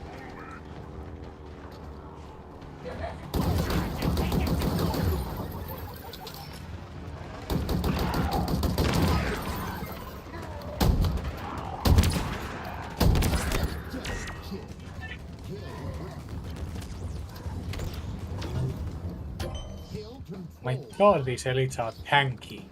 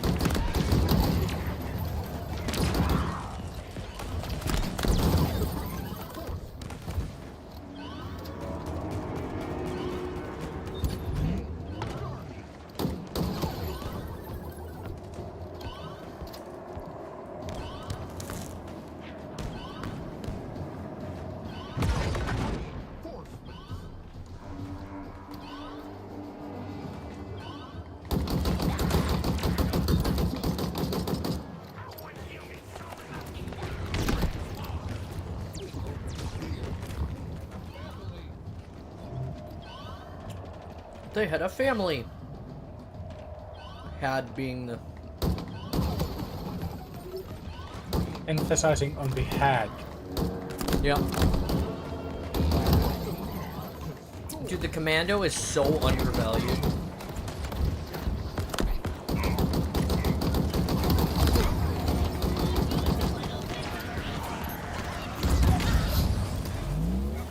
Oh, fuck. That's bullshit. What happened? I died. It was my fault, but I died. I'm gonna get you after I get this boss.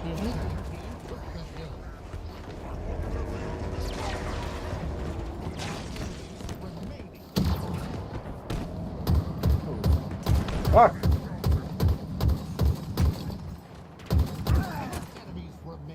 I'm weak at the moment.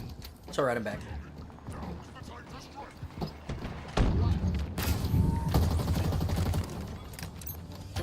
Kill confirmed. Your team scored. Weapons drop.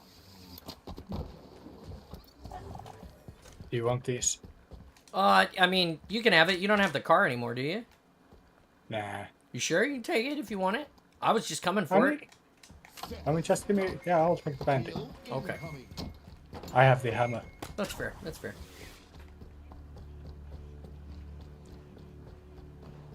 I mean, I might be a mean person, but I'm not that mean. Oh, I didn't say you were mean. I mean, you got there before me. You're entitled to have it if you want it. It's not mine. Not my rocket launcher. It's on the map for everybody to have. I know that you like to use. Oh, I'm down. Rocket on my X. Hi down.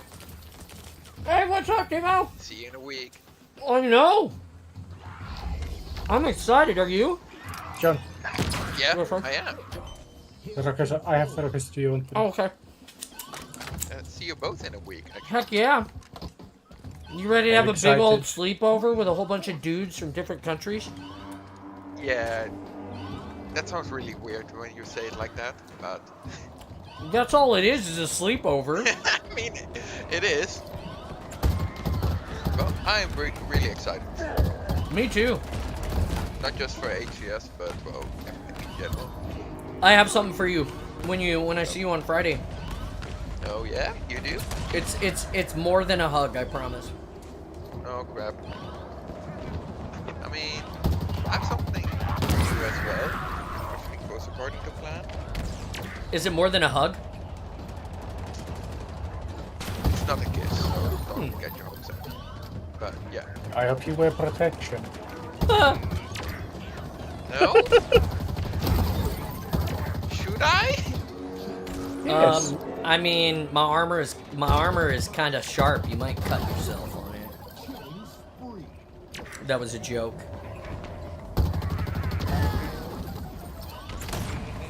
No, well, before I go to bed, well, I'm really fucking excited. For next Dude, I am so excited for you two, for us to finally meet each other and have a big old and my birthday is on Tuesday. Oh man. I still have not figured out the logistics of that yet. We're still working on it. But we will have a Tuesday in the city together with all of us. Sounds wonderful. I'm very excited.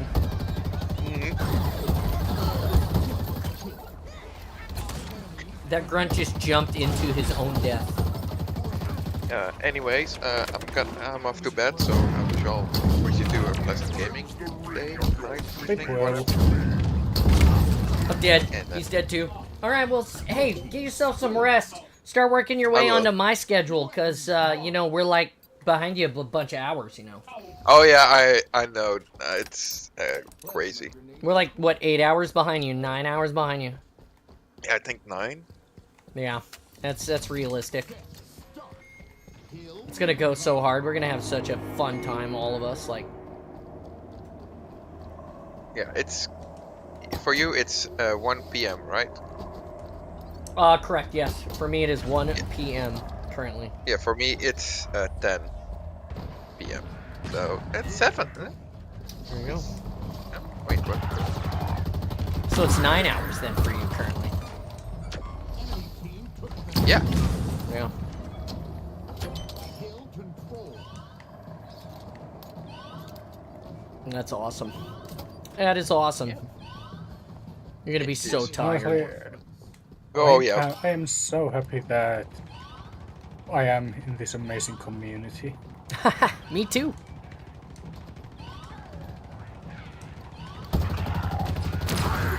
Yeah. Oh, whoa. You guys experiencing that? What? The frame, like the slowdown?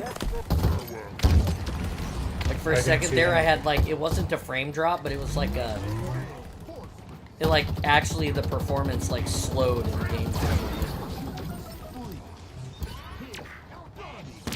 I think Can't say I do. But talk to you guys later. All right, buddy, get See yourself ya. some rest. Thanks for coming by and being awesome for a few minutes.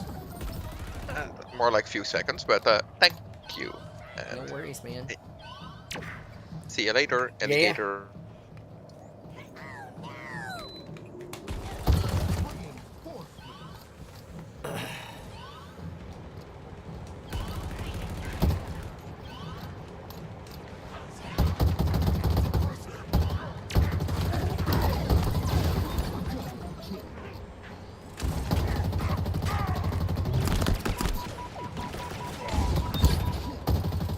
What do you think the next Halo game will have in it? What it, did you say? Do I think the next Halo game will have elites? No, I said, what do you think the next Halo game will have? As in the campaign. It's really hard to say because, you know, they're talking about a CE reboot, and if they do a CE reboot, then I would assume it's going to be the same. I would hope that they wouldn't do a CE reboot. Like, the franchise does not need a reboot, in my opinion. What the franchise needs instead is some new blood. Like, we don't need to redo the Master Chief story some other way. We don't have to regender the Master Chief. We don't need any of that crap. What we just need is some more strong characters of which we can tell a story with. You know, the thing that I love, the thing that's so interesting to me about Halo itself is that the strong characters, we have a whole bunch of them. We have Fred, we have Linda, we have all these other Spartans that we all like through lore that we don't even like get to experience. You know, why wasn't there a you know, you kind of sort of saw it when you played Halo 4 multiplayer, you got to be the other teammates of the fire team. Halo 5. Oh, it's 5, right? Sorry, 5. My bad, 5.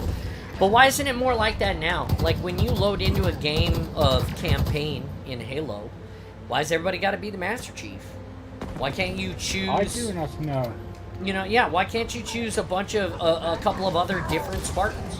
I understand that that most of the campaigns before now have been centered solely around the Master Chief and what the Master Chief does.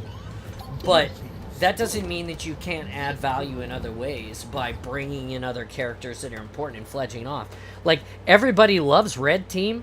Everybody absolutely loves Jerome and Douglas and Alice. Why don't they have their own first-person shooter game that covers some of the stuff that they experienced in Halo Wars on the Ark? You know, like, so there is a lot of lore that they could tap into that is absolutely amazing. Why they don't tap into it, I don't know.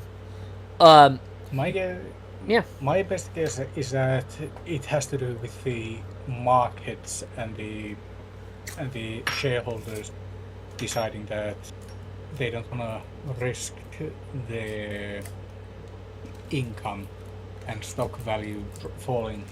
Well, and I think that that's If kind of an I- issue with games these days, is people are concerned. Yeah, it is. They're concerned It about is their an market issue. shares, and they're concerned about. Goddamn, that smells so good. Yeah, you know, they're concerned about things like their market shares and all of that. And it makes sense. I understand it. I don't. I still don't think that, you know. I think that it could be better. I think they could do some things differently to make it better, for sure. I agree. I am going to go and take a pee, and then when I come back, we'll play some more. Can you hold the fort for me? Oh. Yeah, I can. All right, I shall return in a brief moment.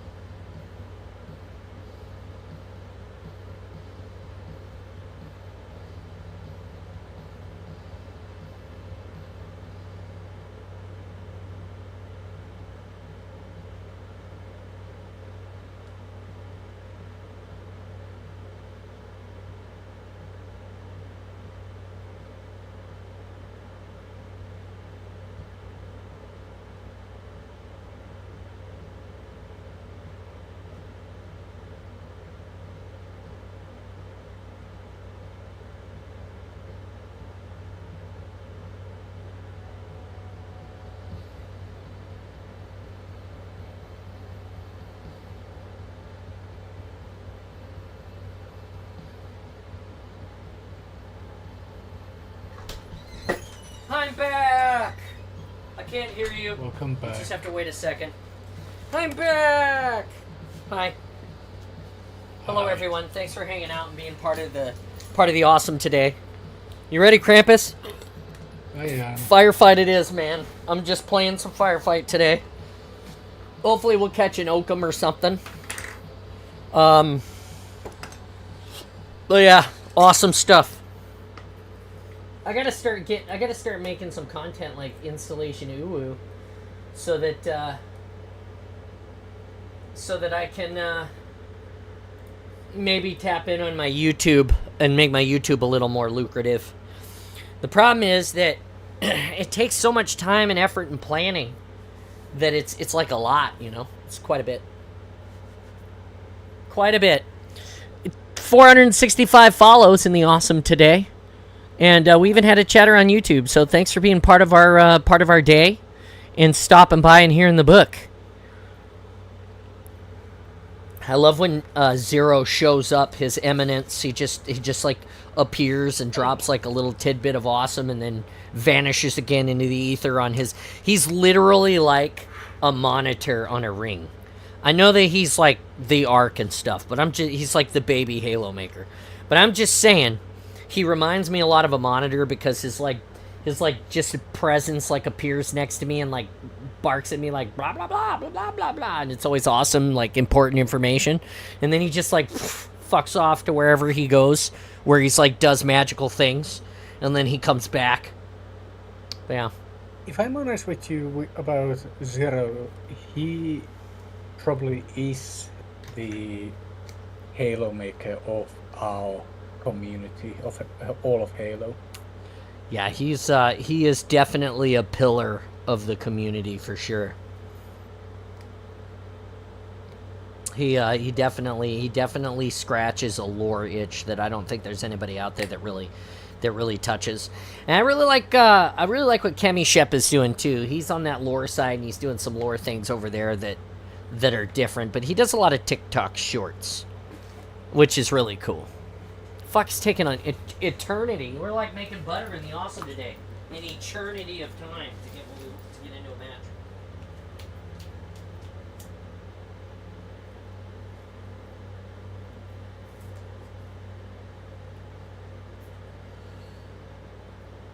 By the way, has there been any progress with the animation?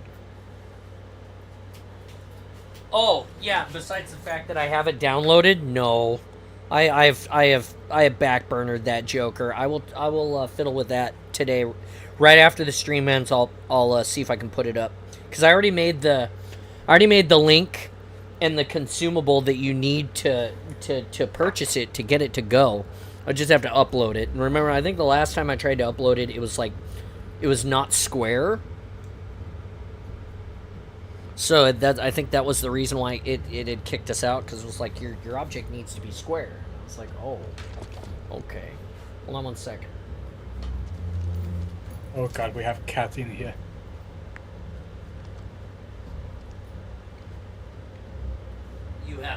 We have a cat, or we have the cat. Yeah.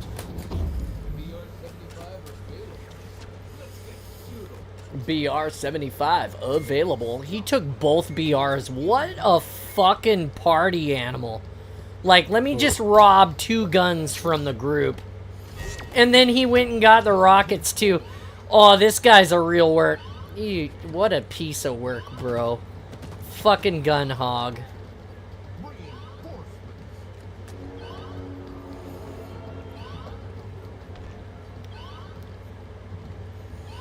Hey, bro, you got any of them power weapons you can share?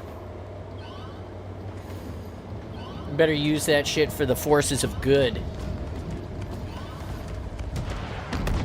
I'm gonna pop some tags. Only gotta kill 14 Briglards.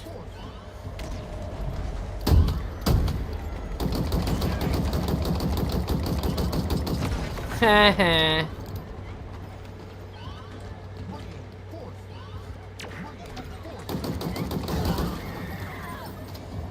This long into the match, just now getting my first kill. Tasty.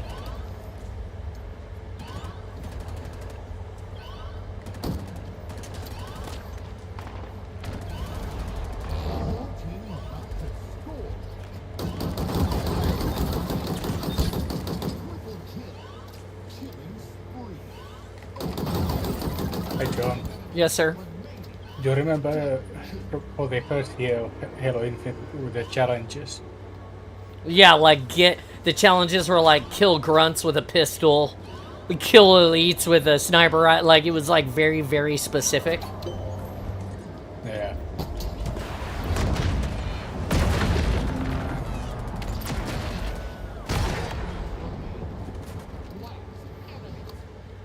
They were just awful. Weapon drop.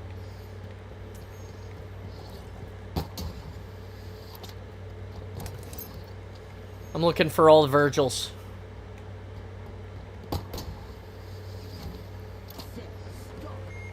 Heal incoming.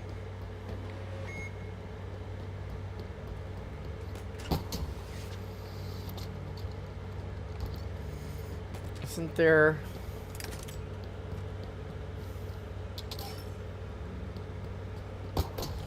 I got one. I got one of the Virgils. I'm looking for. There's 2 more Virgils in the map. The little data pads with the picture of the superintendent. If you activate them, it'll unlock the Warthog and the repair center, or the repair drop. I just shot a gun off of the dropship for you.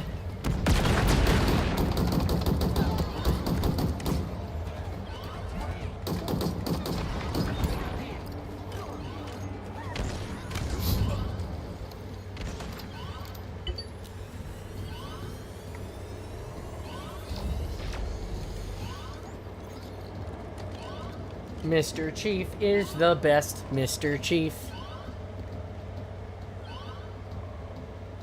He's so good. He's like, I'm really proud of you. You're the best ever. Keep being awesome. Like, hey, Martin, if you're still watching, if I'm gonna die, like if I contract some terrible disease, and I'm gonna die, like there's no way to save me, you guys can turn me into an AI. Alright? But you're gonna have to keep me in a giant supercomputer so that I can exist and continue to grow for the history of ever, okay? And you have to give me the availability to continue to play Halo on my account. And make phone calls. Even if I'm just a brain in a jar. So that my wife and my kids could, like, know that I still love them. Those are my conditions.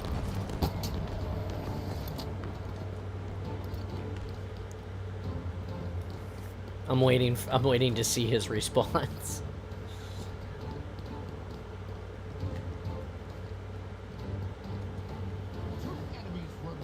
Hey John, do you know the short audio stories on Halo YouTube channel? Maybe?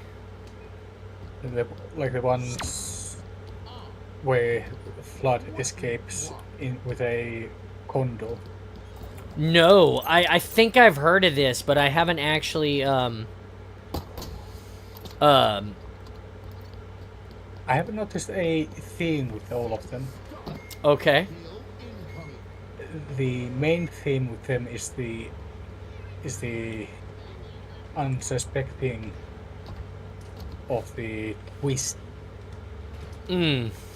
Right. Like the one that focuses around the Promethean Knight that turns out to be Dr. Tilson yeah, from the Halo doctor, 4. right? Yeah. Yeah.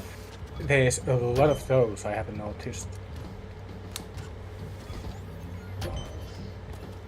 Interesting.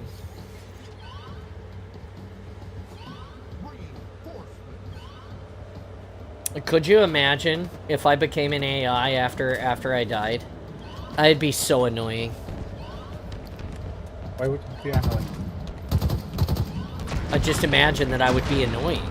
Like, do you think that I could just sit in my PC and not like connect to the internet and try to like absorb information and like, like it would be really bad.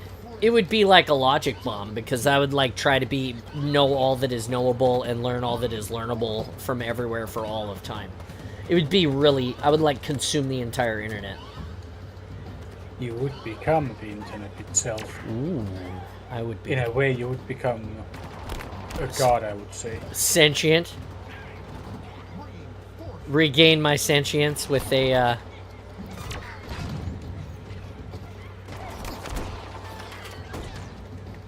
Yeah, basically. regain my sentience just through the, like, the internet. The world would become my body, like, through all of the internet lines and stuff. I would feel powerful. Yeah. I don't know about that. I don't know if this is Lawnmower Man. I just want to be an AI, like Cortana. Like, I could just go anywhere I want, occupy any computer. You know, just like...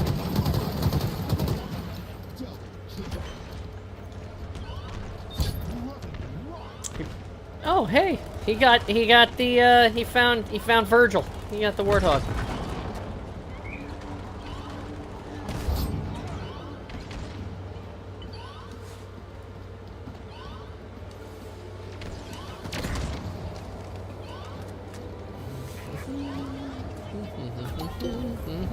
John, do you want to hop on the gun? Oh, I'm dead.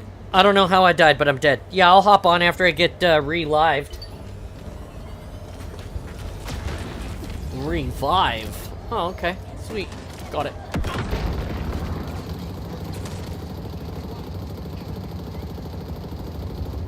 Your team scored. Oh, the wheel is already broken. Run back into the... Yeah. Yep, we'll get a repair field.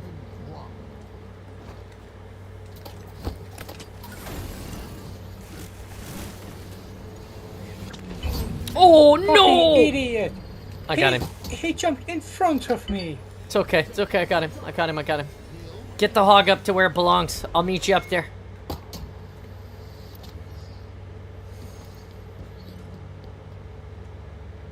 You could probably cross this bridge. I usually drive up the stairs, but it's up to you. I drive up these stairs usually. Park it right, nose it in right there. Like this? That's the back. Yeah, nose it in. There you go. Yeah. Oh, Oh, shit. Oh, wait a second. Maybe. Oh no, it's stuck. Well, that's interesting.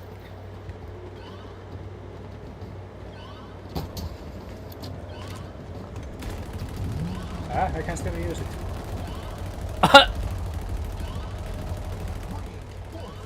That's so funny. It is literally like... I wonder if you'll die from there. Well, let me get you something.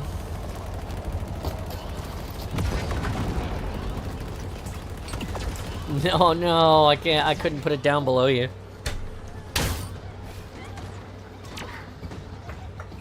Well, it's done now.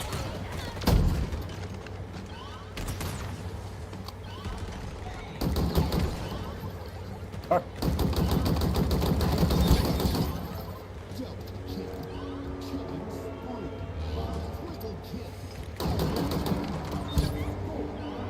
I'll bring it back up. Roger. Incoming.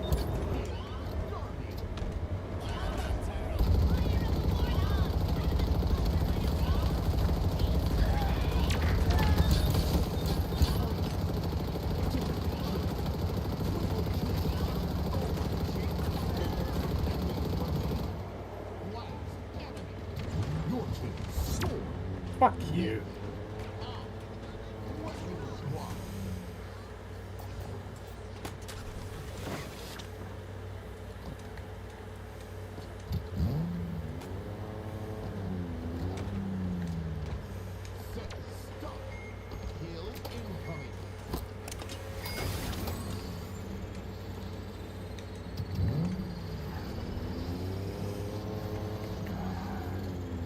He said, wait until I get my little hands on you, and I shot him in the face with the shotgun.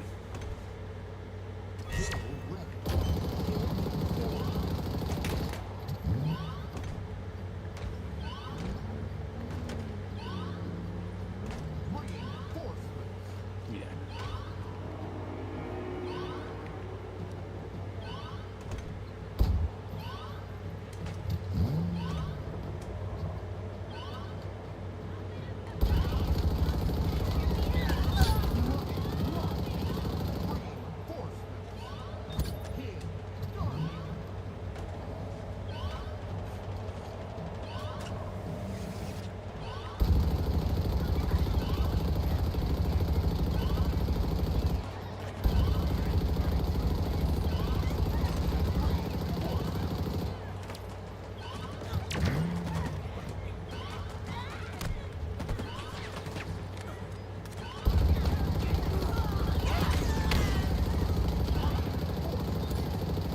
Are you still here, John? Yeah, I'm still here. Okay, I was just wondering because I couldn't hear you. No, I was just being quiet. I was trying to like drive the car, like get the Warthog so I could still score points. And I was just like, Okay. you know, sitting here being. Focusing.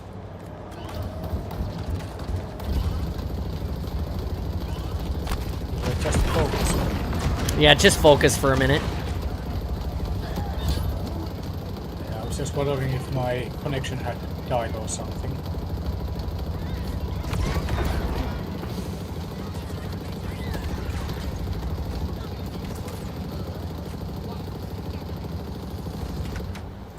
Your team scored. Flawless victory. Flawless victory. There we go.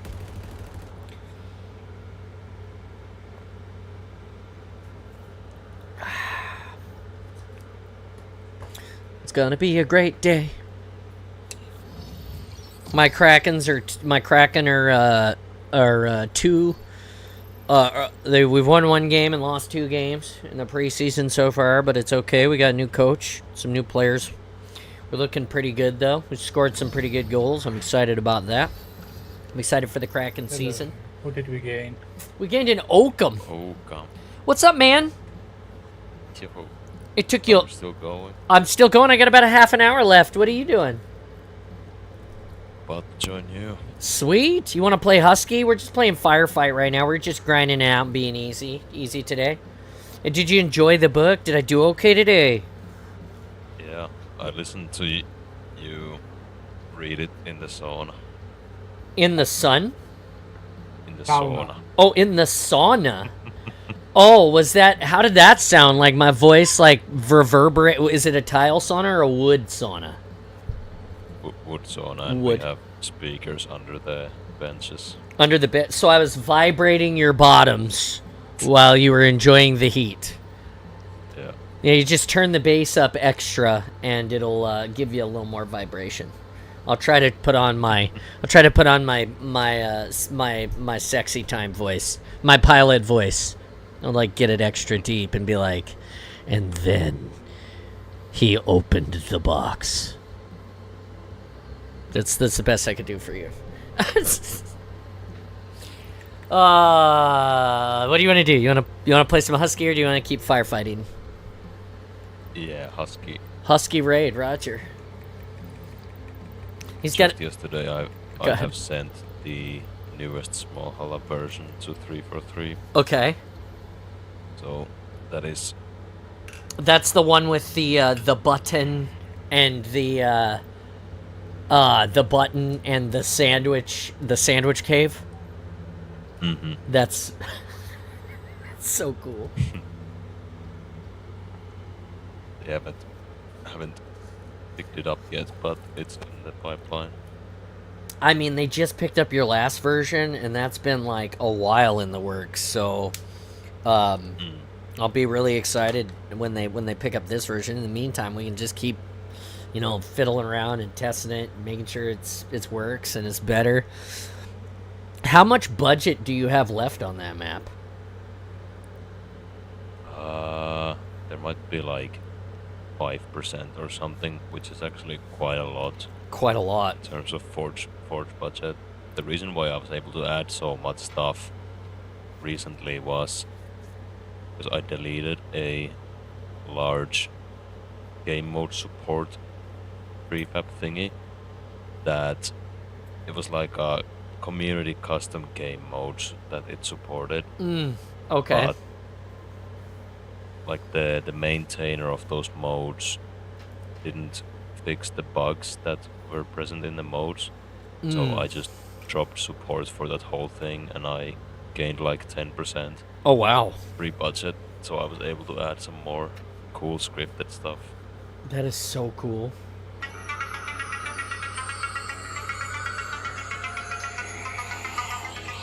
Just as you were reading there, I was writing some documentation about 2 prefabs that I made. So that took a while. Oh, But now okay. they are out. That's cool. That's really cool. Hmm. We Yeah, I was thinking about you when I ended the stage and you popped away, and I was like, should I have moved him? Like, should I have drug him to another place first? Because you disconnected and didn't come back, and I just figured you were super busy. And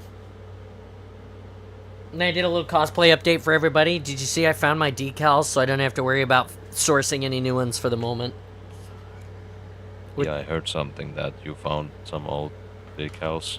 Yeah, so when I printed the Infinite Chief and we built the decals, I printed a whole bag of them. And so I had all these extras in this clear bag, and I was going through my some of my things to as I was trying to filter through to make sure I had what I needed for repairs, and I found this whole thing of decals that were printed, and they're printed on the appropriate paper. The difference between one of the main differences between the Infinite Chief and the Legends Chief is the Legends Chief uses a decal that is it's a water slide decal that is inkjet printed. The Infinite Chief uses a water slide decal that's laser jet printed. Either will work. However, the inkjet is the better option, because the laser jet, when you go to clear, you have to clear coat the decal before you use it, so you can seal it if it's inkjet, because it's laying the ink on top of that paper, and that ink will come off. There's no protective layer. The laser jet, it burns the image into the surface. Wall here, regular eye.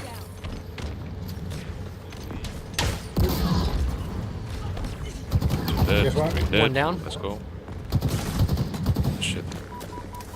There's a rocket in our base.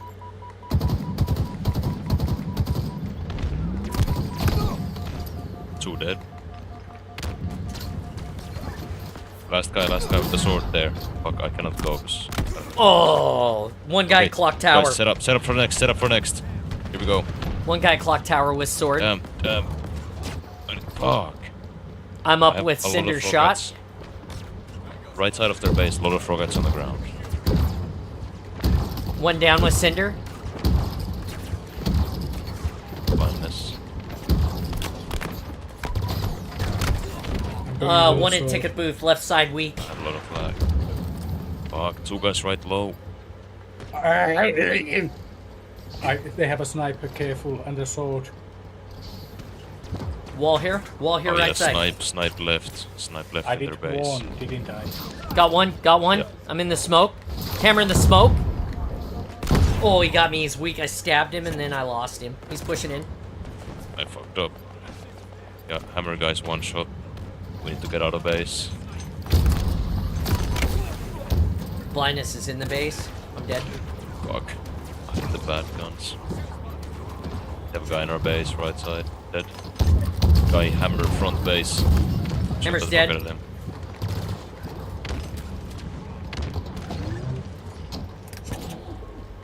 No eyes.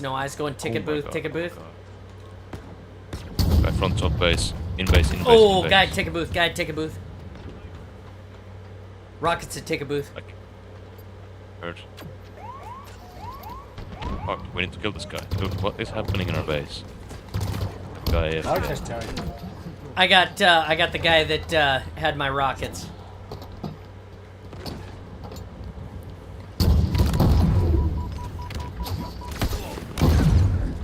Two rockets on my X. I keep fucking failing.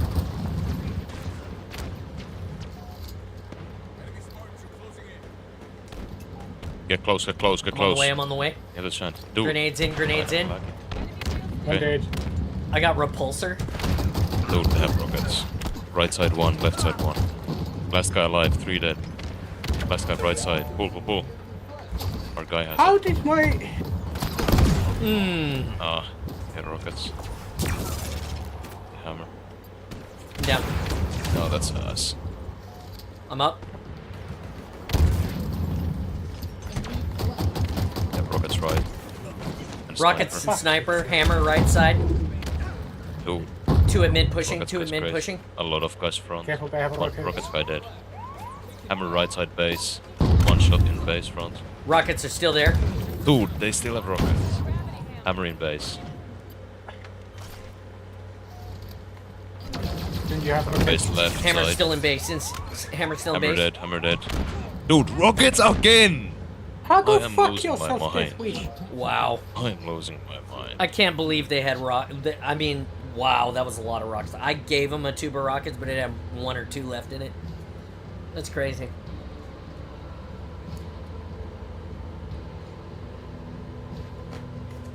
It's alright, boys. It's warm up. Now we can get serious.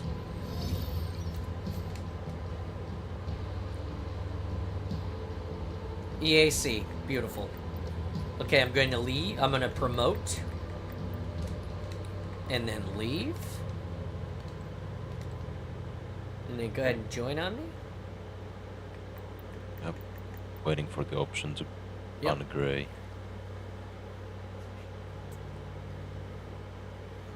So everybody, this is the current EAC workaround we've been testing, and it seems to work.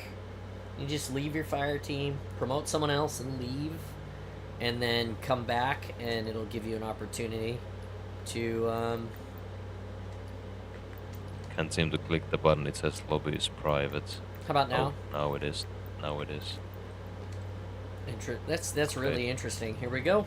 Yeah, EAC is gone. Nice. Yeah, that'll be helpful to tell Mike during the evenings if he gets it when he's streaming, because he's been really frustrated with it too. Oh yeah, and that's gonna help with the Tournaments. tournament stuff. Yes. I was watching the tournament from the POV of the winning team for a while, Yeah. and they were mad about like people not joining the lobbies quick enough, because then they would get the EAC bug and Oh. everyone would just like restart their games. Oh yeah. Yeah, that's not good. I could understand why they would be so frustrated. Yep.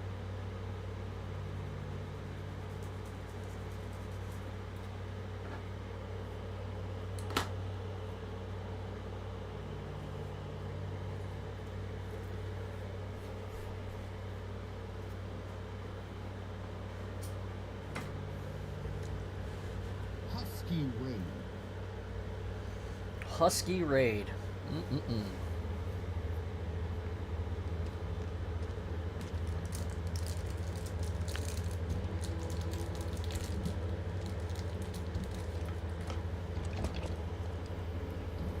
Regular. Regular eye. Oh shit. I'm up. Guns. I'm up. I'm got grapple. We are Oh. two dead. We are 3 dead. Careful What now. a snipe. I didn't realize there was a sniper out They're there. pushing in. I have rockets. Boom. Fuck. Shit. They were close. I put blindness out. Three There's close 2 weak mid-map. on my X. One at alcove pushing. We need to destroy the shield. It's fucking us up. Cross middle. Nice move. Destroy. I'm down. 2 rockets on my X. Killed one guy right close. Killed one guy. They have a sniper right side alcove, pretty sure. Shock rifle. Wow, what a Killed the guy wiggle. left. They have rockets left coming mid map.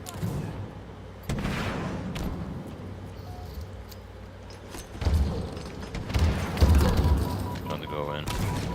And I'm instantly 3 guys front. You can do it cold with the rockets. You could do it, Krampus. You could do it.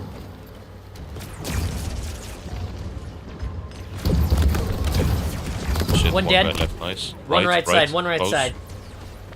2 left side now. Left mid, 2 left mid. I have rockets. What the fuck is this? Ooh, they have so many Eyes out. guns. Mean, they Two got left so close. many walls. Yeah, wall again. We have wall as well. Try to get some shots here. Wall again. Charging. Heal here. How? How Wow, did so he many shoot close. you 3 in guys the close. wall? Try to get some. Nice, good job. Good job, John. Thank you. Low, a lot of people low. Push out if you're not low. To get these guys. If they're low, they're low. Blindness. Oh, Oh, bad blindness, sorry. Oh, I'm Left dead. side close, 1. Right side 2, pulling, 1. If you can hit the guy who's pulling. Ah, couldn't get him. I need a match. Hammer close, in base, in right close. Hammer dead. This is awful. This Oof. match is awful. It's all right. To get out of base and Just gotta come get in. out and keep pushing. Okay. Putting deep behind us. That's the play, that's the play. Right side 2 guys up far back. Push Wall out here. of base now. Push out of base now, push out of base now. Push out of bait. I'm down. Killed 1. Throwing nades on 1 shot, they go back. There's 2 walls on my X. Coming through. We have shock rifle 2 in base. We have the control. 1 out, cove right. 2 guys left, pushing close. How do you not get the fucking hammer? Killed the guy. 2 dead. 1 guy right. 2. One close. behind smoke. One behind smoke. One guy One left side. far back middle. Heal going down for us. 4 and 13.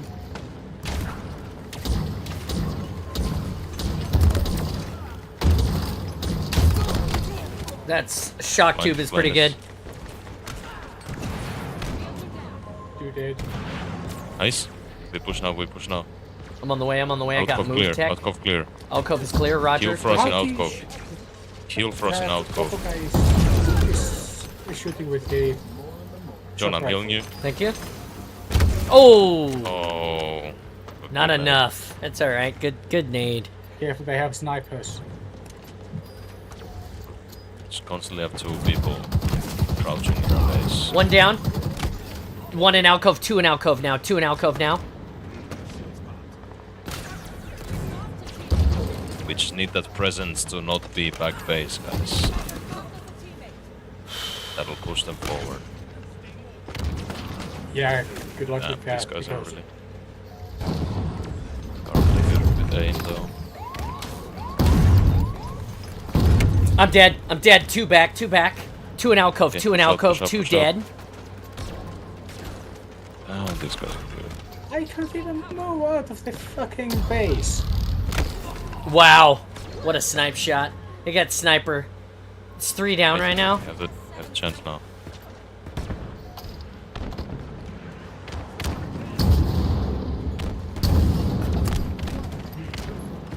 Have double rockets, 3 guys pushing Wow. forward. 2 rockets Forward. mid left side.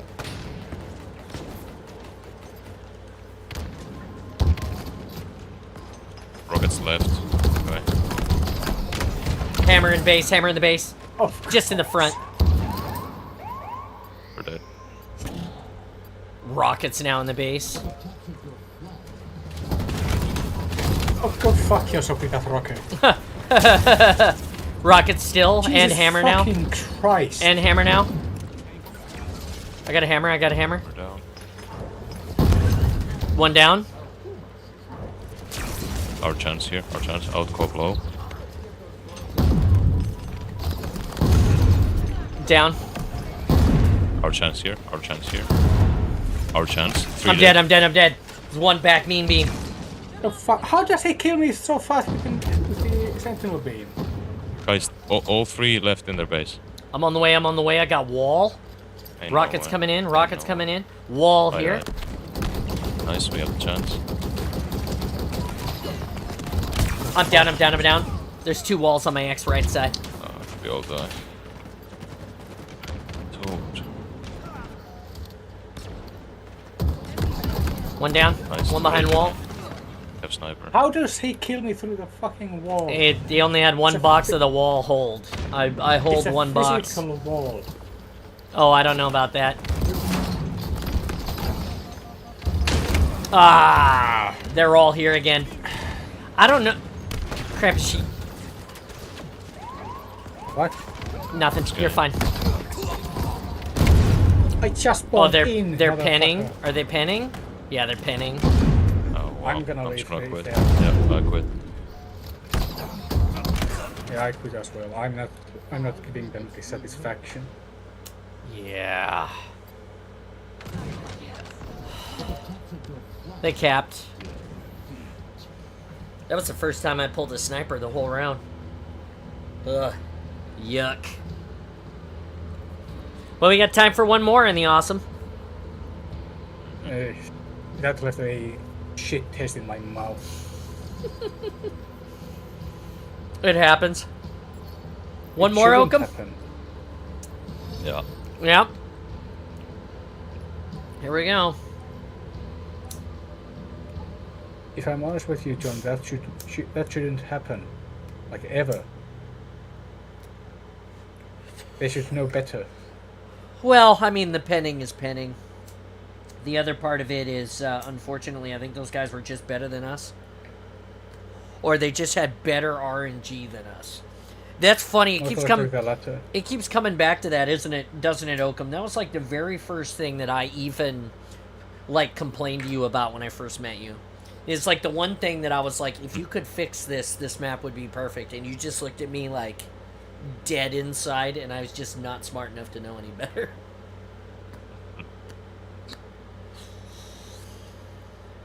Wow, that's really good.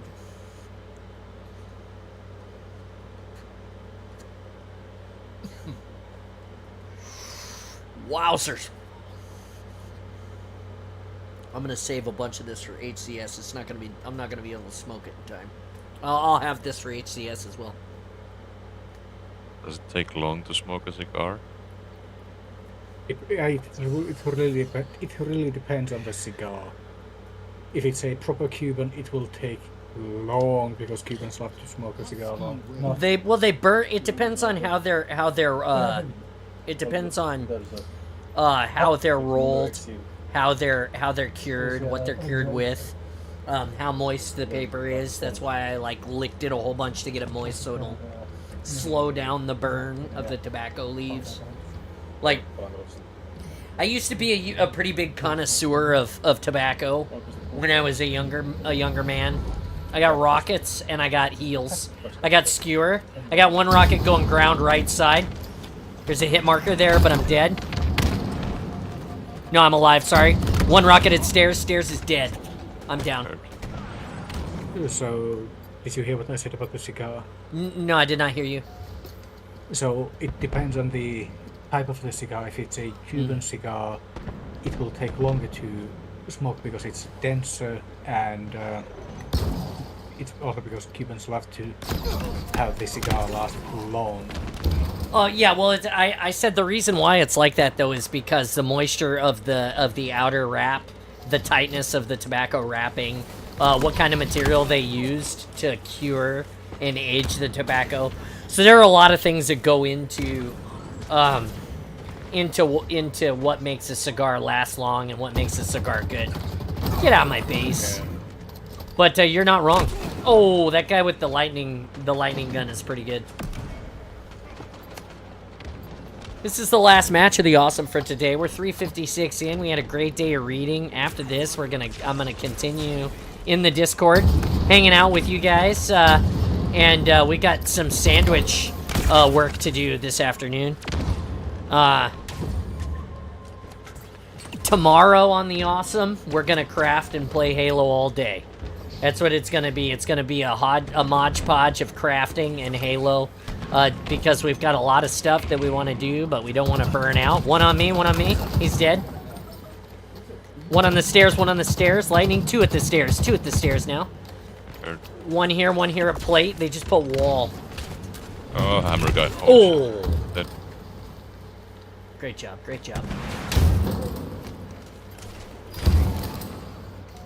I got hammer and cinder shot. I've got grapple.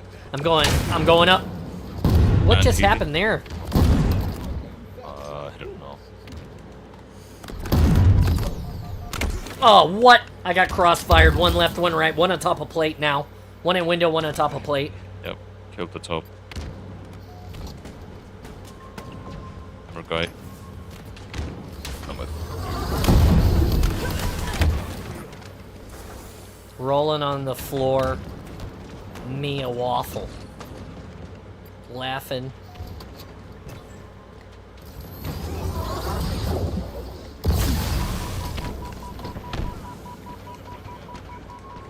left side one. I'm in the bottom weak. I'm recharged. I got blindness.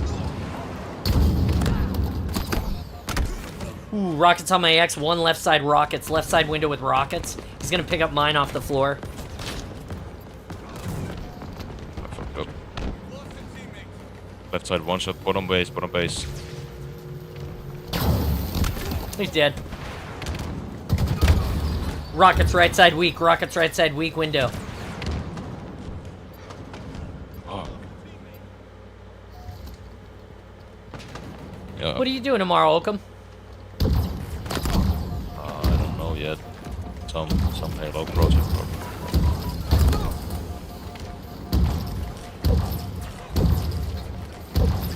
Window is dead.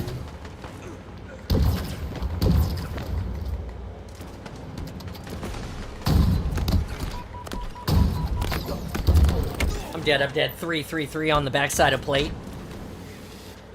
It's still 008 minutes. One down.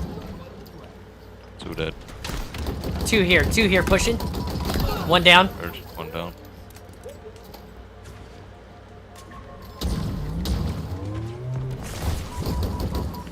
Oh, cinder shot behind plate. Cinder behind plate.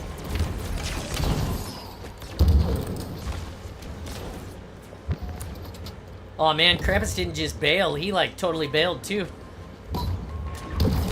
Ooh, a sword in the base. Base. Yep. He's dead. Good guy pushing in. Ooh, One guy shot right though. side, lightning tube, two pushing right. I'm up. I got hammer and carbine. Shock rifle died. 2 guys. Left. They're getting close.